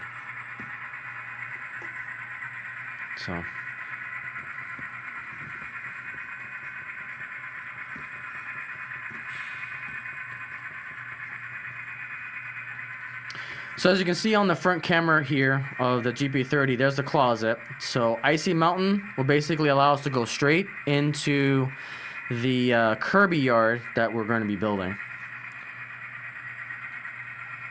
So that is the future of the layout.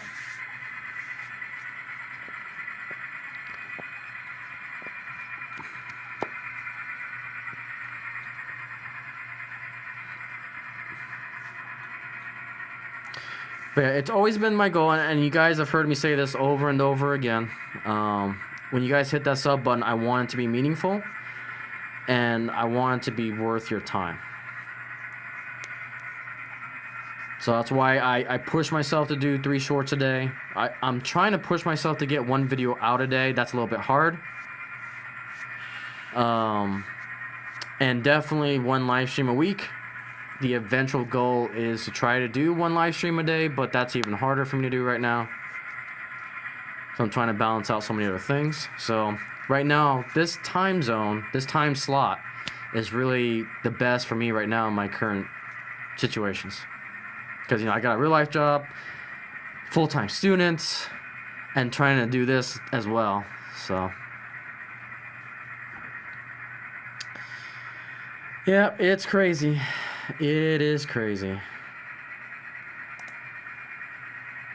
Yep, mad respect. Mad respect. Boots on the ground.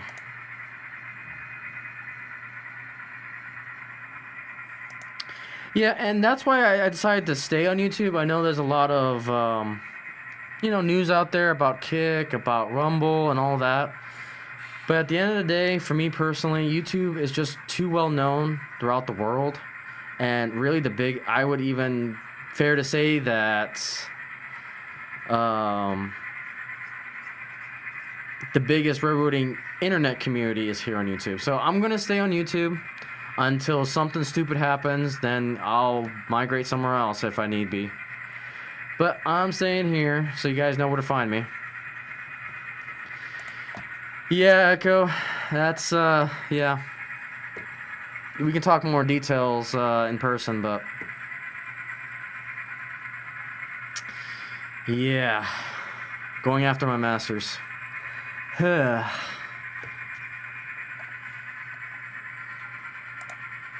I appreciate that. Like I said, I appreciate any type of support. Just viewing the videos, you know, liking, commenting, whatever. I just appreciate that you found my little world, my little part of the internet here. So I do appreciate it. And that's the great thing about YouTube, is like another model for this channel is the gateway to model railroading. So if you like N-Scale, go follow Mystic Railroad, AC, and R&R. I can't do all of the things that's model railroading related. That's where the community and the family as a whole comes in. You got plenty of other creators here. So Railfan K does a lot of railfanning videos and a lot more samurai as well with HO. Let's see who else we had. We had Mom and Son pop in for a little bit. They do HO as well. They're getting their layout up and going. I think BCF Parts, I think you have some content too. Remind me if you do. Papa John has a couple of railfanning videos coming out, so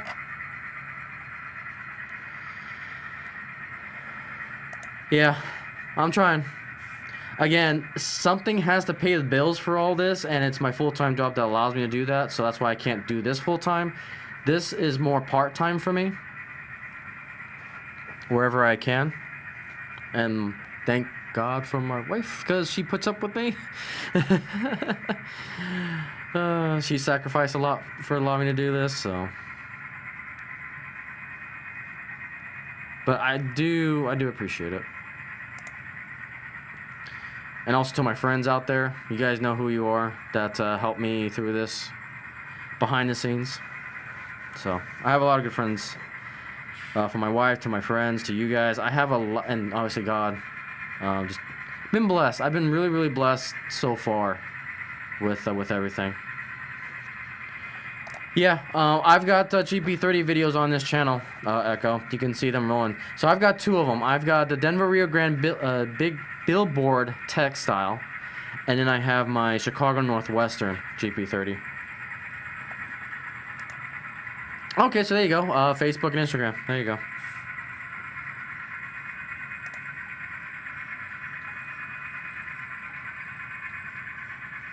Yeah, this GP30 has become my new favorite 4-axle diesel.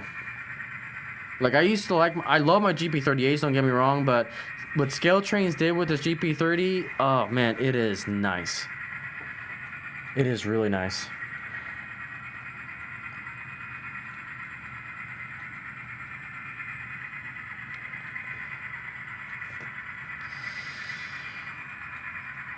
Yep, there you go. And again, that's another interesting thing about the hobby is that, you know, we bring people together, you know, and then just family members themselves. I mean, it's just a great thing, especially during these times. All right, guys, I think we're gonna switch out engines.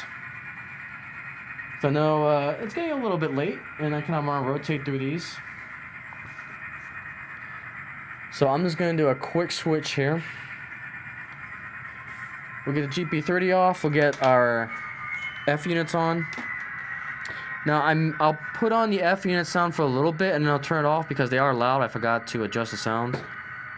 I don't want to yell over them.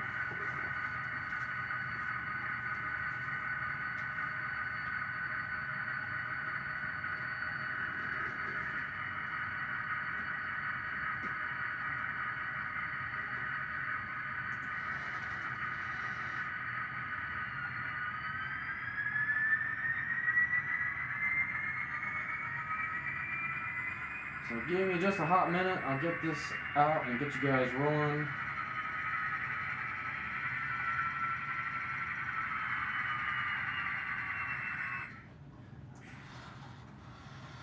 Alright, we'll release GP30. We'll get the F units up and going.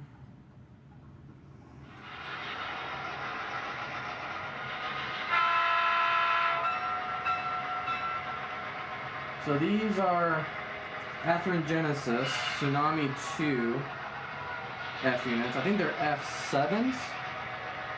I'll double check the box here in a second.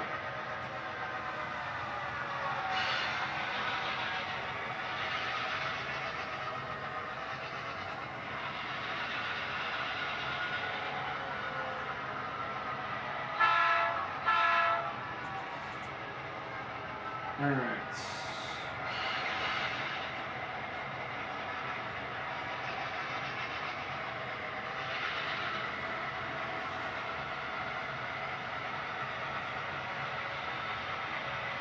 All right, and we are on our way.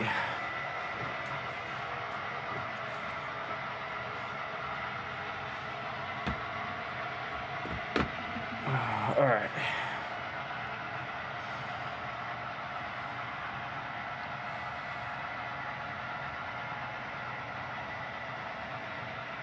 Yeah, I try to do that too, Echo.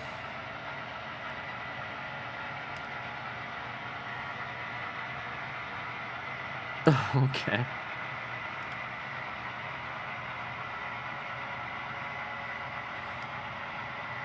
Oh, that's pretty cool.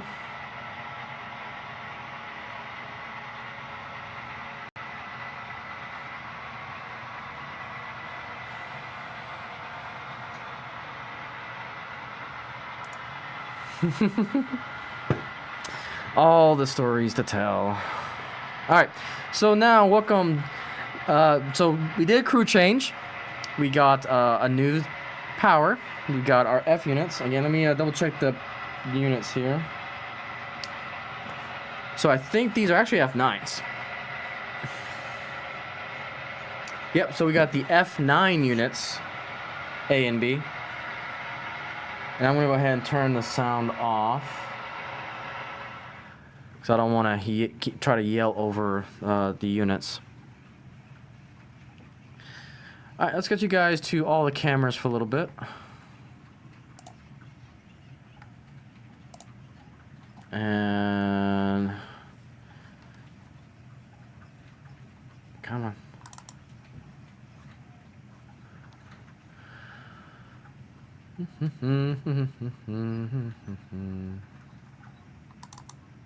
Come on.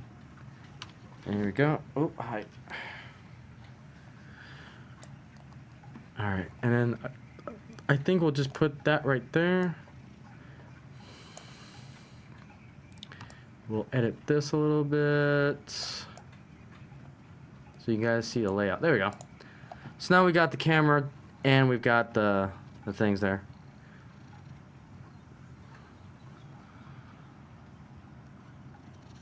So I actually don't have any Fox Valley models.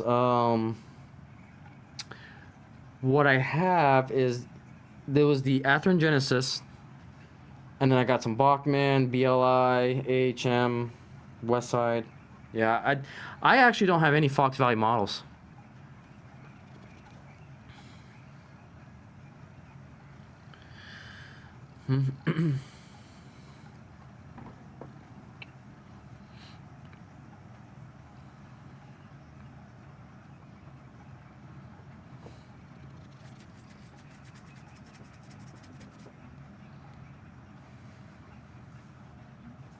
Yeah, I really need to oil those F units. They are squeaking. Squealing like a piggy. Okay, let's select. I'm gonna do something here. Oh. 3. Let's get the Challenger moved up a little bit. 0, 0. Alright.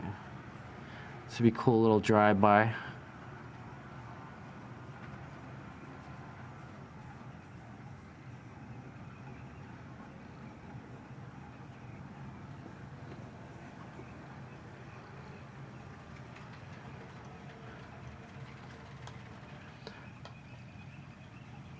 And that's another thing. I'm kind of excited for the double main line, because once I get my other flat car, we'll have our 4 cameras. One on one train, and one pair on one train, one pair on the other train. So I think we'll definitely be able to take it to the next level. Currently, with my 4 cameras, I got the other 2 kind of on mobile spots right now, so I can move the other 2 down below wherever I want to. But eventually, what will be kind of cool is that since we'll have the double main, you know what? That may not actually work, because the cameras are too wide. They'll probably hit each other. Well, that sucks. Oh well. It was a thought for a second. Yeah, they'll hit each other. Oh well. That was a quick thought that got smothered.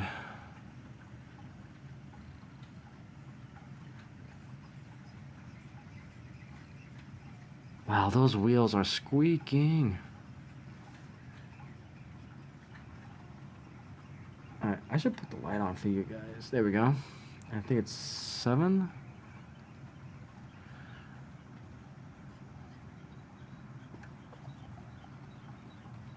Yeah, I don't know, Mystic. It's a good question.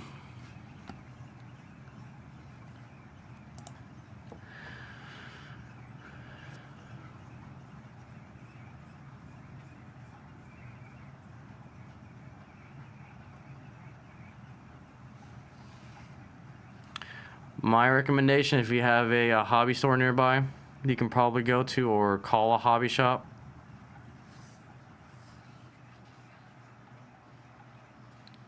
I don't know if Jason and Train Freak does N scale. Maybe you can hit him up. Maybe he'll find someone in Florida. Okay. I mean, to start.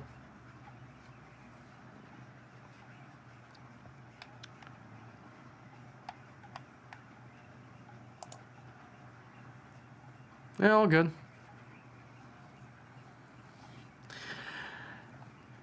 Yeah, they're tough. Like, the thing about cameras, because I've been down this rabbit hole way too many times and been trying to figure out for like 12 years. If you really want to go smaller with high quality cameras, you gotta learn open source coding is the way I've seen it. And go talk to Heath. Heath knows a lot about it, but I don't know if he's cracked that code with open source and live streaming. A decade long waiting list. Fair enough. Well, I mean, he may know a person that does N-scale stuff. That's what I was wondering. He may be able to get some contacts from him.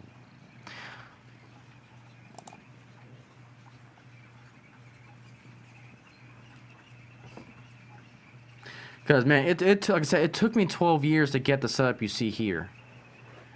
Because, like I said, I started on Twitch trying to figure out this whole multiple camera thing. And I've sat on it for a couple years, then would rethink about it for a couple years. And it really, the last year is when it finally started to click. And to even to get this camera view is a pain. Like these camera cars, my goodness, they're a pain.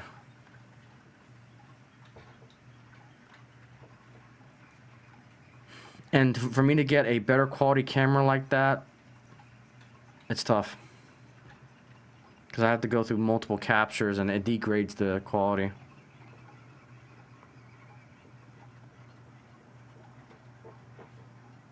I think I've heard them. They sound familiar.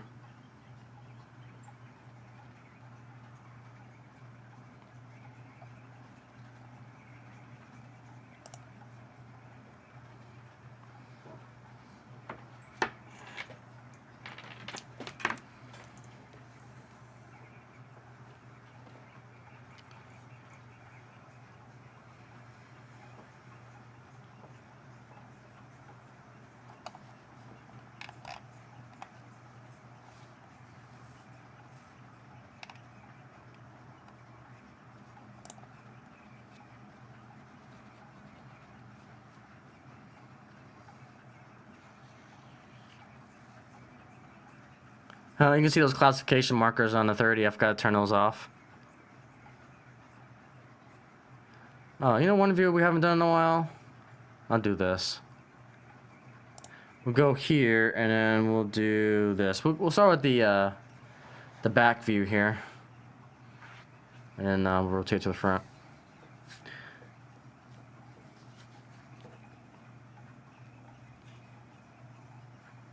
As we come around the corner, so these modulars are called Wilding. They used to be part of a Wilding 8 series, so it used to be 8 modulars. Fortunately, 2 of them got damaged. And that was before my time. I bought these from a different owner. And was able to finish them up as far as functionality on the 6 that I have. And this Wilding is number 1 because it's fully completed, it's ballasted, it's got grass there as you can see. And basically all the other 5 are going to look like this one.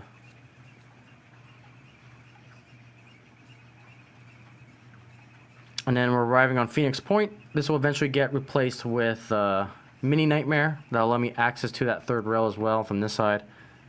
Phoenix Point will then go where Kirby Yard is going to start.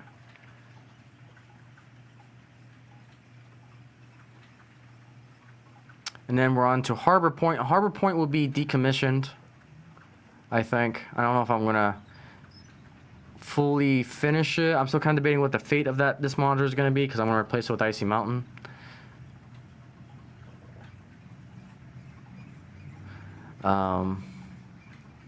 Over Ghetto Bridge.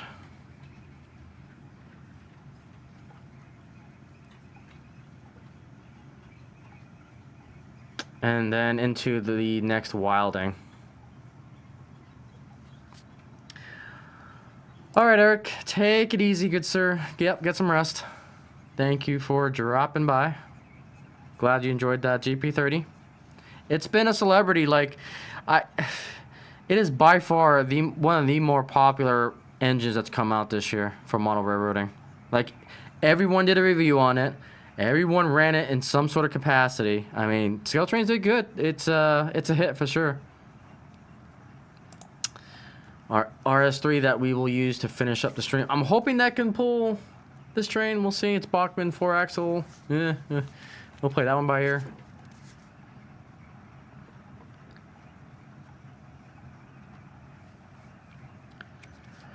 Our GP30. Oh.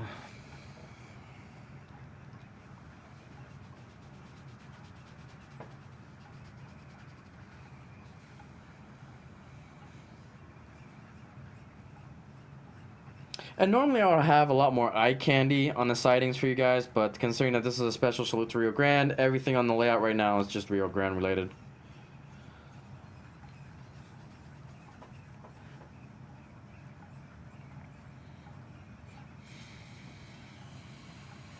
Coming up on our Charger to the left and our Heritage unit.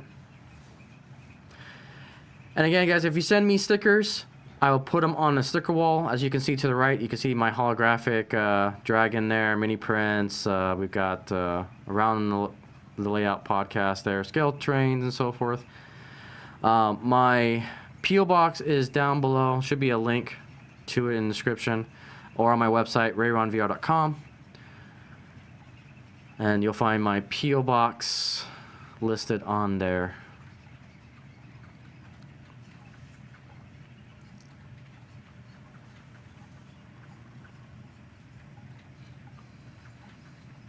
It feels like we're riding like 7 1/4 from this view. It's kind of funny.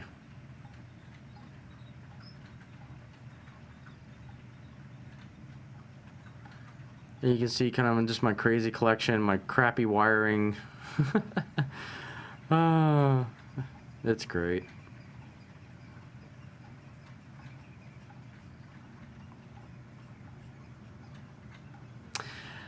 All right, Mystic, take it easy.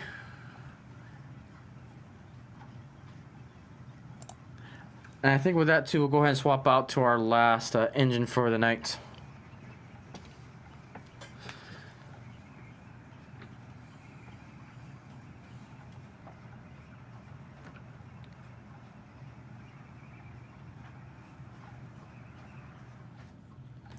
All right, so let's go ahead and switch over to our RS3.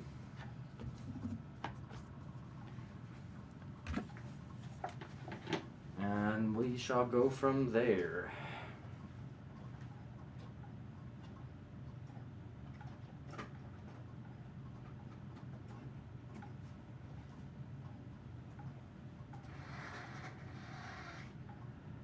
All right, let me grab the 30 here real quick. Get this out of the way. Follow this behind it.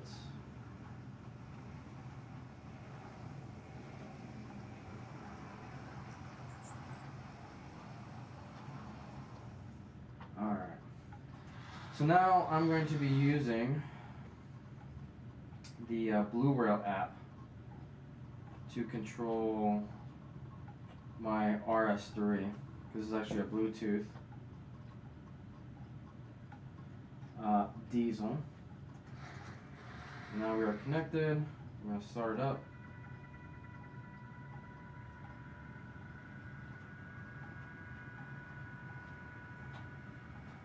So there it is right there. And we will go in reverse.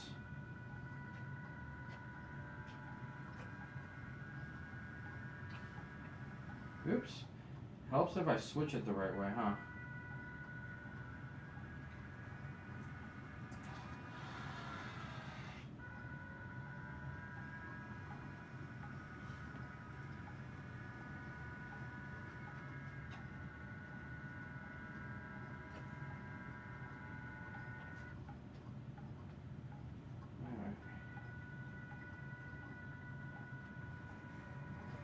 Oh, it's doing it.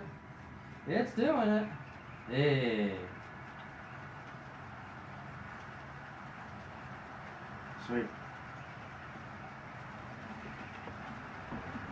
The RS3 Bachmann Easy App Bluetooth train is doing it.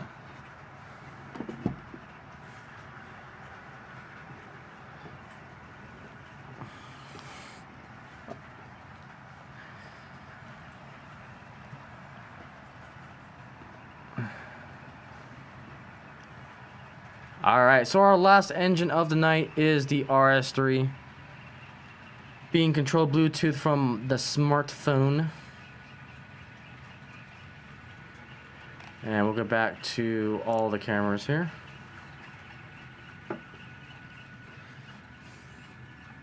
Well, it's trying. I think I may have spoke too soon. There's a little bit of an uphill near Harbor Point. Yeah, and it just made it. Made it over the hill.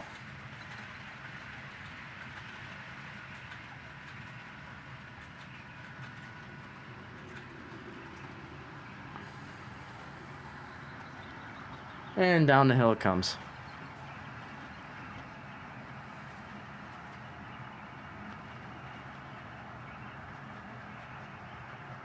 Oh, jeez.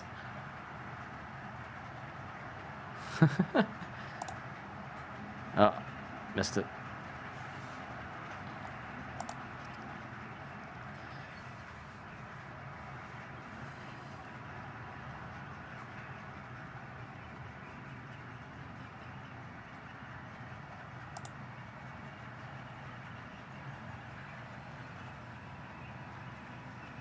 Oh, I filled my brain filled in the typos.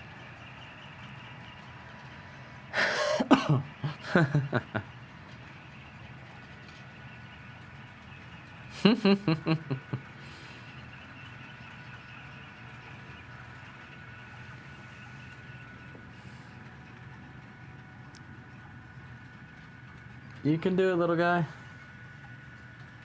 Yeah, I probably won't be running this guy too much. If I give it too much power, it's gonna speedy down the hill here. Yep, and there it goes.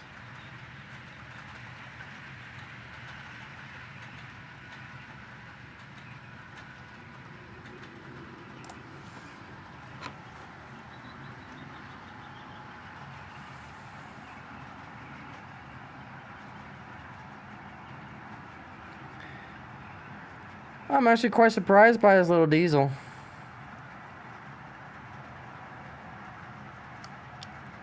It's actually running pretty darn good. The fact that it's able to pull the camera car plus a train with all the weight, it's actually doing pretty darn good.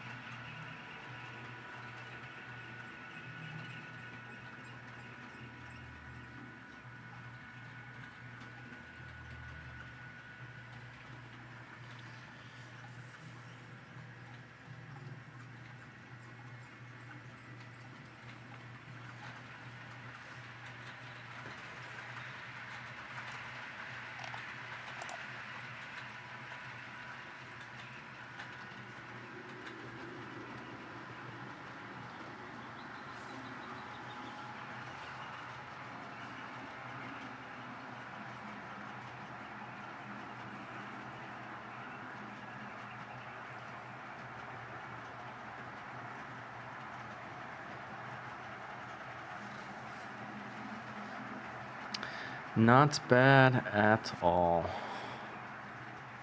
Yep, I think this engine definitely surprised me tonight. Split Rock, how are you, good sir? I am doing well. We are doing a salute to the Rio Grande. We had several engines that we ran. We start off with our Heritage unit, Rio Grande. We had the Challenger Rio Grande. We had our GP30 from Scale Trains. And now we're running our Bluetooth-driven Bachmann RS3.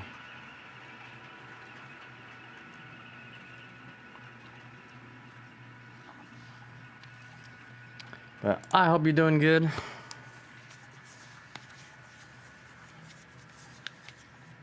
Another awesome content creator here on YouTube with your Split Rock Mining Corporation layout. Love those mining cars you got.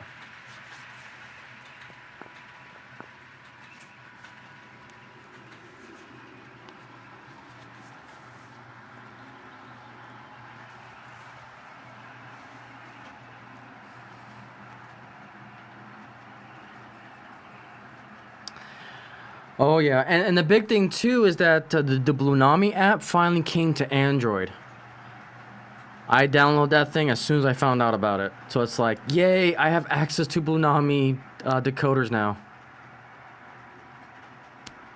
Yeah, so it's currently experimental on the Google Play Store. So I am definitely excited. Ecker, you've seen the announcement from Broadway Limited about the Shays, right? I think you saw that a couple streams ago. I am definitely going to have a logging train on here once I get my Shay in. Yeah, no problem, Split Rock.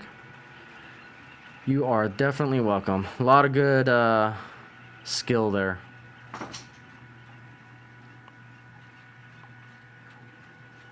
So yeah, feel free to subscribe over at the Split Rock. Because when I'm offline, you got plenty of other model railroading YouTubers on here to fill the void. That's the one thing about it. We all bring a little aspect of the hobby. That's what makes it great. No, Echo, go when you need to go, my good friend. Have a good one. Hopefully I'll see you tomorrow. If not, we probably won't be there Sunday just because we'll be going to the picnic on Saturday. So if I don't see you then, I'll see you next Thursday. But yeah, take it easy. Go rest. IRL takes priority.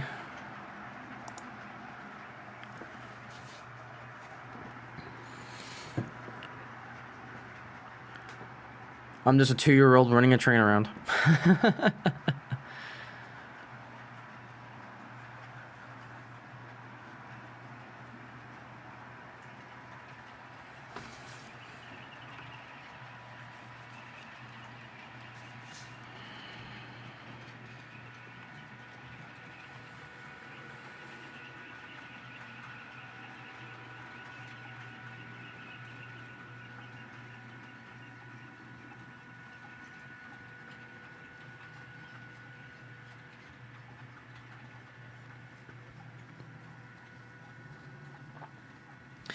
Man, I am excited to get me a Blunami decoder just to start experimenting with editing CV values for my phone. That's gonna save me so much hassle for speed matching. Oh, I appreciate that, Split Rock. That is the goal. Like, I am... The layout of my future, like my permanent layout, like my permanent retirement layout, it's going to be 100% focused towards streaming. Like, I've kind of got ideas. I've got scenic points to do for the layout. Speaking of that, I'll show you kind of the latest disaster. I gotta bring it back up real quick. I'll show you the new modular that I'm building. So the next one's going to be this bad boy right here, because the problem is this corner over here is like a 26 turn radius. My big U-boats, I think it's called the U-38s if I remember correctly, the ugly ducklings I like to call it from UP, and my Centennial can't make this turn over here at Harbor Point, and so I need Icey Mountain over here. Both of the inner track and the outer track give me greater than 30. One's like 30 exactly, and the other's 32. And this allows me double main line, because the monitor behind me I'll also convert it into a double main as well. So we'll have 2 trains running, which is good. And this gives me access to the Kirby yard, which is what I want to do. So with those 2 monitors, it'll complete this layout for the space that I have. They are, so one of them is a number 7, The curve turnout is Pico Code 83, 7-inch left turn curve switch. The other one is a number 6 turnout, if I remember correctly. Yeah, I think the number 6 is because I can't find number 5 because I want unifrogs. I want Pico unifrogs, and I can't find number 5 turnouts to save my life. So originally I was going to scrap this idea, and then I realized, oh, you know what? I can use those number 6 on an outer to get me my double main. And then the reason why I have my number 7 curve turnout is that it gives me the access to the third rail, allowing me to go into the siding and onto the main as well. And then the last function would be to get into Kirby yard, into the closet over here, so I can have a yard to park things. And kind of the thought, there's number 6, so Samra has number 6s. And all of my big engines work just fine. So I know number 6 works because Samra uses number 6 all the time that I've used. And when I went to design this in any rail, it gave me the 30 plus that I need. And matter of fact, I said this turn over here for being 28 handles a good chunk of my stuff already. Going over the 30 is perfect. So I think this should work. If not, the great thing about modular layouts is that I can then remove this and then, try something else. But I've got the benchwork template. So yeah, I don't think 6 is gonna be too sharp because I've experimented at Samra. So yep. So we shall see.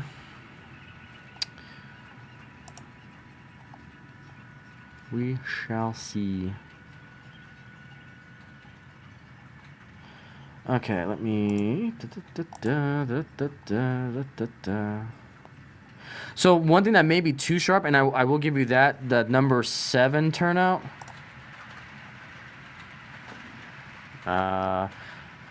So the number 6 is fine. The number 7 though, for that curve turnout going into the inner rail, that could be too sharp. That I haven't tested. But again, that's going to be more for my smaller engines anyway. The bigger engines will go on the outer and stay on the main line. Yeah, it came from the AnyRail library, and I think I found some on Iron Planet Hobbies. I'll see if I can find it real quick. Yeah, I'm pretty sure. Let's go Iron Planet Hobbies real quick.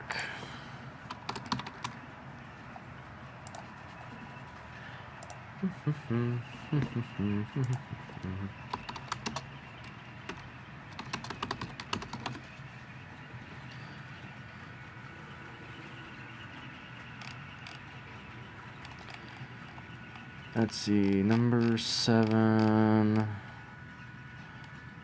Left hand curved. Here we go. So let me zoom out a little bit. So this would be the switch that I would use right here.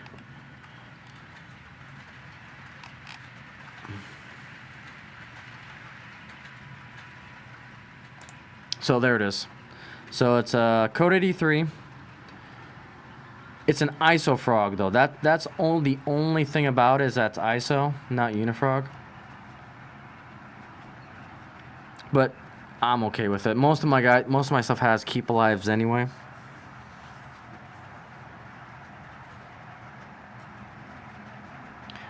So that'll be the switch that I use.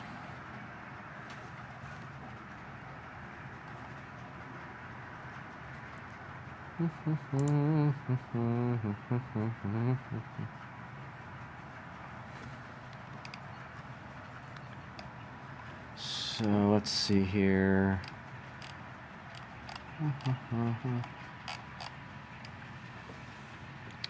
48 radius curves. Wow.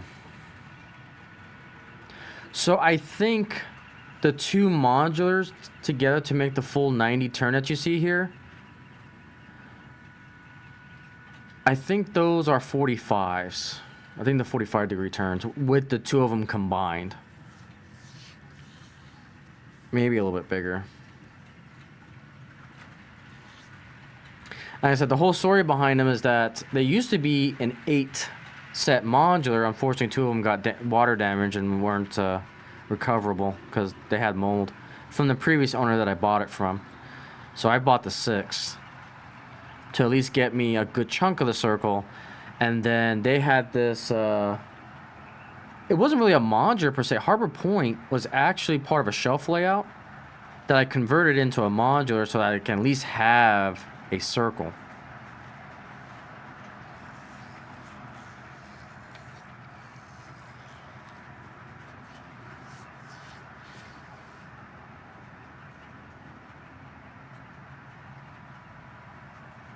Not yet, Split Rock. I've got to modify. So, Phoenix Point behind me is going to get replaced with a modular called Mini. Oh, what the heck? I had it. Mini Nightmare. It's called the Mini Nightmare modular. It is inspired from the Switchman's Nightmare modular. And it's going to have a lot of switches. It's going to go from 3 to 2, but it'll also have double crossover that can go from left to the right, right to the left. So that'll allow me to cross over into the inside or the outside main line to the middle main line. And then that will go into the double main Icey Mountain module that I still need to make. And then that'll complete my double main line. Because basically right now I have one main line, one extremely long outer siding, and one really short siding and one medium-sized siding.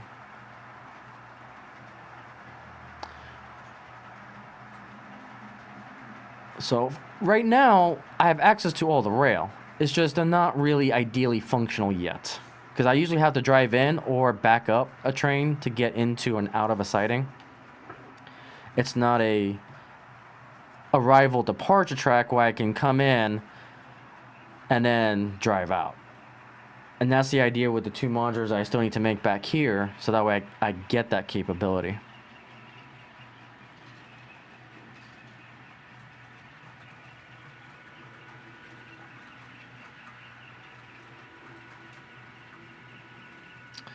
So yeah, that's the chaos that is the Icey rails. And kind of something that I really wanted to do when it comes back to the Icey Mountain modular here.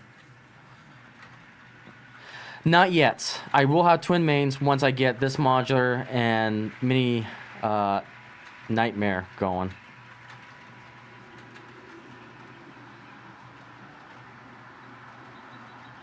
And kind of what I want to do with this modular is that I kind of want to put like a magnetic hillside over here. And then I want to put rail fanners. Basically all the YouTubers on the hill. So that way they can see the double main trains going by. And then I'm going to put like a 360 camera here that moves 360, not visually 360, but moves 360 up and down, left and right, and zooms in ×2. Probably like right here. So that way we can follow the train go from right all the way to left. And then you'll see the mini prints rail fanners on the hillside here. So that's the goal.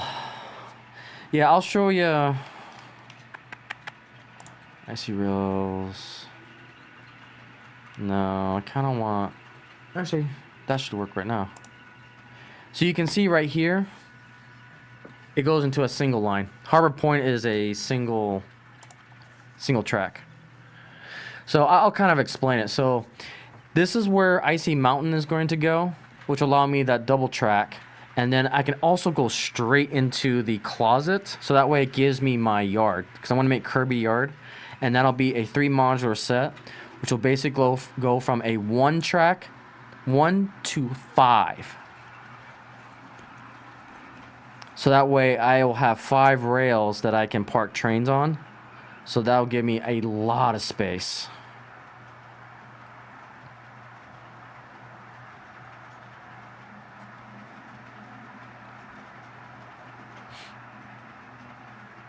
So yeah, you can see the long siding to the right. That long siding to the right will get transformed into the second main. Whereas the left-hand side is going to be kind of one long arrival departure track. And again, I use the terms very, very, very loosely when I say that. So basically, this modular here is going to get transformed. It'll go from 3 tracks down to 2, but then I'll have an additional crossover to the left, an additional crossover to the right, and then it'll keep going straight as well to a 2-track end, and then it'll go into the Icey Mountain 2-track, where I can either go straight into the Kirby Yard or continue the second main line to the left, and then we'll have that number 7 kind of go out from this point, so that allows me access to that 3rd rail to the left, and then the second main line to the right here. So it'll be a very small arrival departure there, and that'll give me 100% access to. Let me rephrase. It'll be 100% functional for what I need it to be, so that way I don't have to back up trains. The only spot I should be backing up trains is in the yard itself, and that's where having that crossover is important.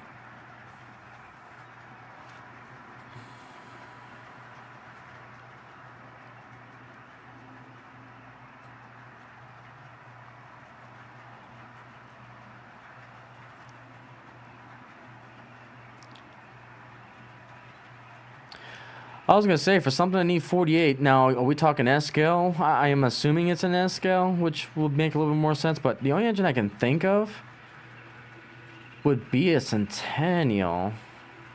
But, yeah, and that's the point, Split Rock. I mean, Anthony Dodge says it best when he says that, it's our own layout, try to make it as best as you can, and that's usually a golden rule for model railroading. And I'm trying to do what works for me in the space. And that's just what we're gonna do. And that's why I love modular layouts, is because I can always interchange a modular if I get bored with something.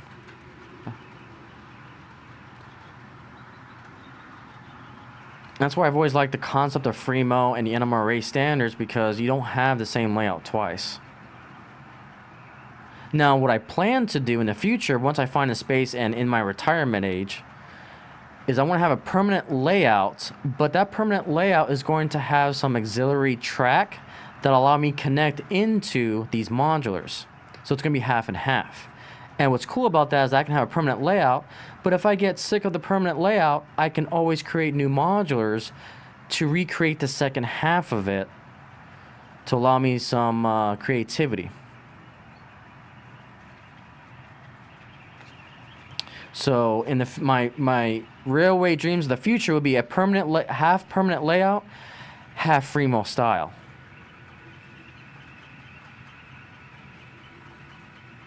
So that way I'm not hindered by when a layout is done and complete. I can always endlessly create new things and new scenery, new track work to experiment with. So, and this is just the beginning. It's only the beginning.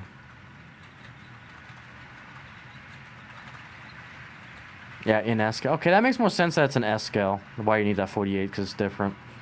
Different scale. Makes sense.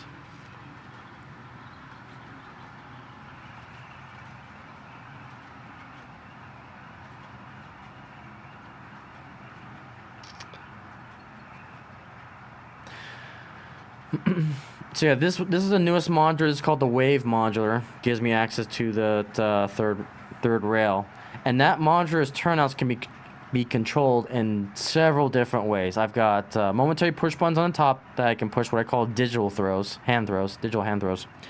I've got the Digitrax push buttons that are on the side of the modular. I can control it via my dispatch board from JMRI. Control it from my throttle. I love it. Oh, the 210-2s, nice. I've got my 212-2 UP. But I think the worst turn radius for HO for me personally is my centipedes. My centipedes have gross hangover. But they can handle these turns just fine because of it.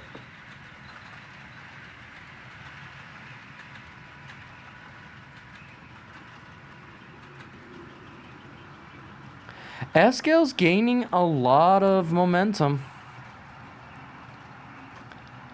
The manufacturers are starting to take notice. And I think a lot of people are also paying attention to like scale trains, so. Split Rock, I can do anything. I can do multiple different points for turnouts. Let me I kind of showcased a little bit earlier in the stream, but I'll show you again kind of what I do. So I'll bring some cameras up here so I can show you what I do. So I can't do it from JMRI yet, but the switch behind me on Phoenix Point can be controlled from JMRI. But no, I can control the points from a plethora of different ways. Come on. I'll show you on this this camera. Okay.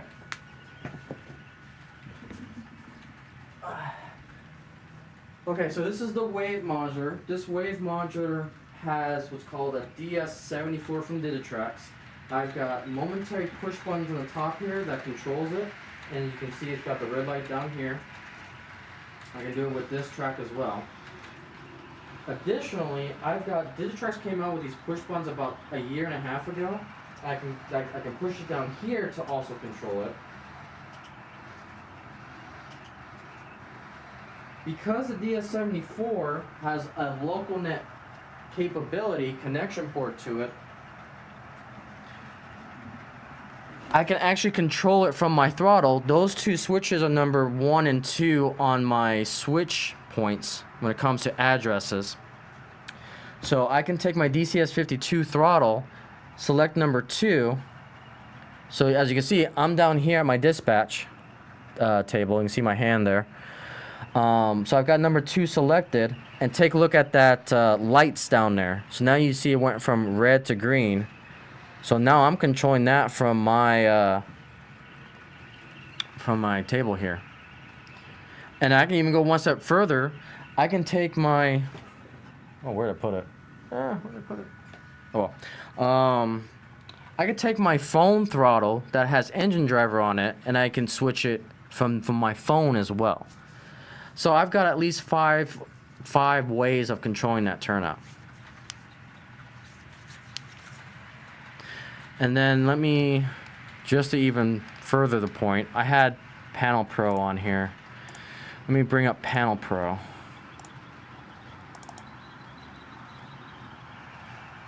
And I'll show you JMRI. Now, I don't have this module connected to JMRI. Let's see, it was not yet anyways. I plan to.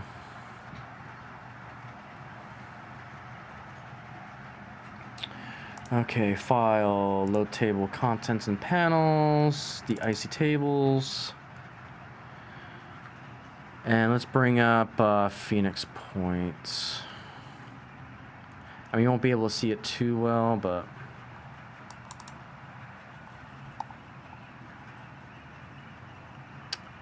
So right now, Phoenix Point switch. Oh yeah, I love JMRI.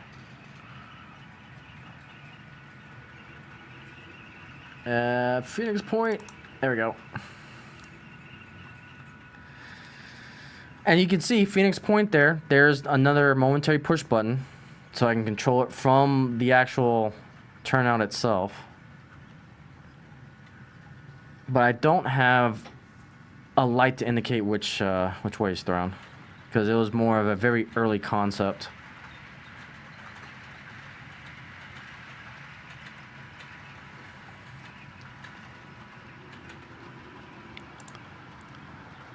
Okay, so here is JMRI. So this is Panel Pro technically. So, and you can kind of see I've got block detection. It's not set up yet. This is where I eventually want to go. And I'll bring up, yeah, this is not a great view. Let me fix this. I'll just keep it here. So I kind of talked about this a little bit earlier in the stream, but the end goal, the functionality of this entire layout is to control the entire layout via JMRI. And this is the beginning of it. It's not 100% there yet because I still have to get some more block detection from Digitrax in order to break each module into their own separate block. I isolate them via the rail and underneath as well. And instead of connecting them together that you typically would do in a Fremo NMRA layout, they're all separately independent, and they all the wiring comes straight to a focal point to my block detection brain system of Digitrax to my right. I have the first two modules kind of isolated and actually fully programmed in JMRI. You'll see that kind of when the diesel comes across. And so it starts at wilding number 6, and you'll see it. So the train's coming, look at that first block. Boom, there's the red, there's a train, yep, it works. I don't have resistors on my coaches, so it's just gonna detect the engine. And boom, there's number 2. And then number 3 hasn't been set up yet. But I've got like the first 2 modules on block detection. So this is where I eventually want to go. My command station or my dispatch station here will have 4 monitors. JMRI will be on the top right for me. And then eventually I'll have like chat on the left and then everything else on my other 2 monitors. So that's kind of the future for right now. But over here, as you can see, I've got my little switcher here. This right here controls a turnout on Phoenix Point. Now, I still got a whole bunch more block detection wiring issues to deal with when it comes to the third rail and the siding and so forth. I'm still debating if I'm even going to go that far with block detection. I think I'm just content with just doing it per modular and not worrying about the main lines or main line on the sidings. It's still a whole bunch of things I've got to consider. It's a very, very, very pre-alpha stage right now. So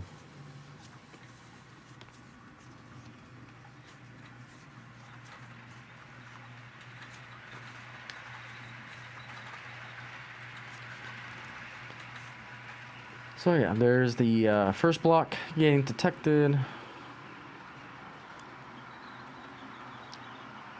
And the second. So that's a little taste of the future for the channel and the layout.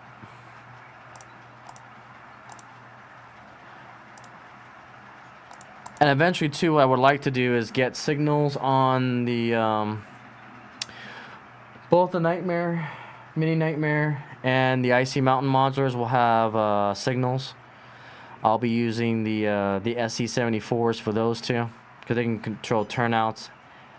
They can do a little bit of logic programming as well, which is pretty cool, but it's crazy. Oh, absolutely. Yeah, and that's the whole point. This is a learning laboratory for sure. So, but again, I don't want I'm not going to go crazy with the layouts. Like, number one purpose of my layout's going to be social media and live streaming. Showcasing is kind of going to be the big focus. Everything else is just an additional bonus. So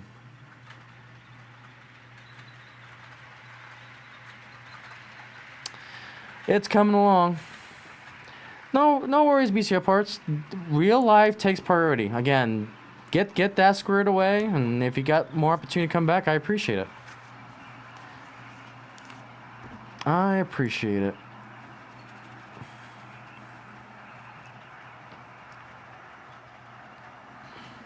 Yeah, and definitely welcome back.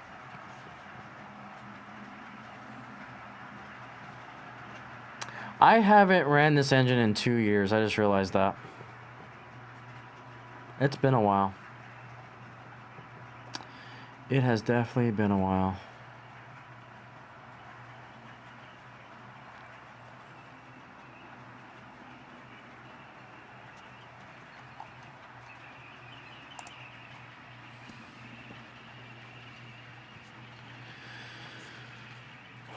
I'm just really happy that we were able to get these camera angles. I'm just glad that the capability is there.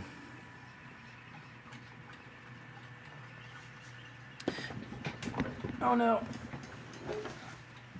Quick. Our first issue of the day.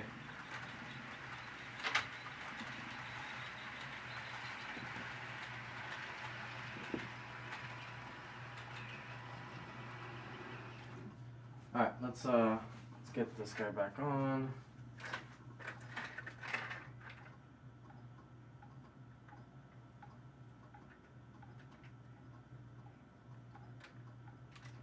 There we go.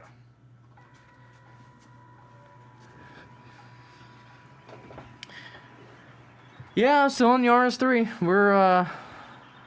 We're breaking it in. Yeah, it's been 2 years since I ran the RS3. This diesel. It's been a while.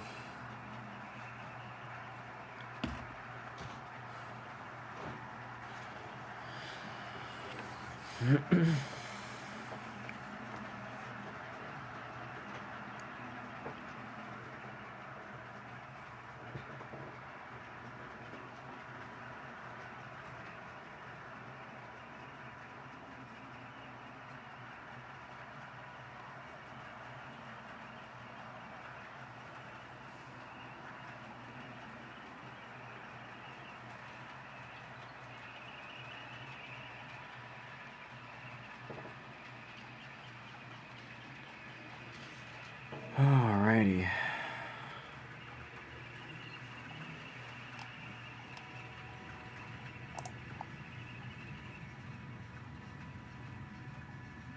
I think I can. Yeah, unfortunately, there's a slight little hill because of the way the modular legs are designed. So you can tell it's kind of going uphill. Oh no, it's really struggling now. You can do it. Yeah, I think that's a sign. I think that's a sign. All right, let's go ahead and bring this in.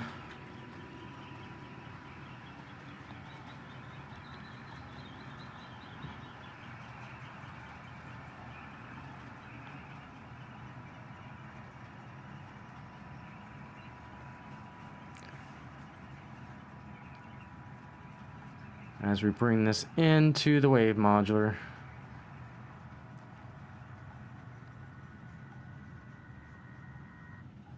Cool.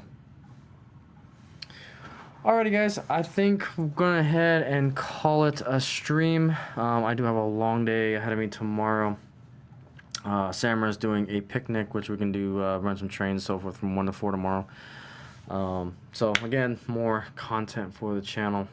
But thank you guys so much. I greatly appreciate all you guys' continued support. We are definitely creeping in on 1,200 subscribers. So you guys are awesome. Again, you guys make all these achievements. And I appreciate each and every one of you guys' support. And it's always fun to hang out. I always look forward to Fridays because I get to hang out with you guys. And just, you know, do and have fun with the world's greatest sandbox hobby. So with it, guys, have a great weekend, and I'll see you in the videos, see you in the comment section, see you on other streams, and I'll see you again back on next Friday. So with it, guys, big hugs to you guys, and have a good night.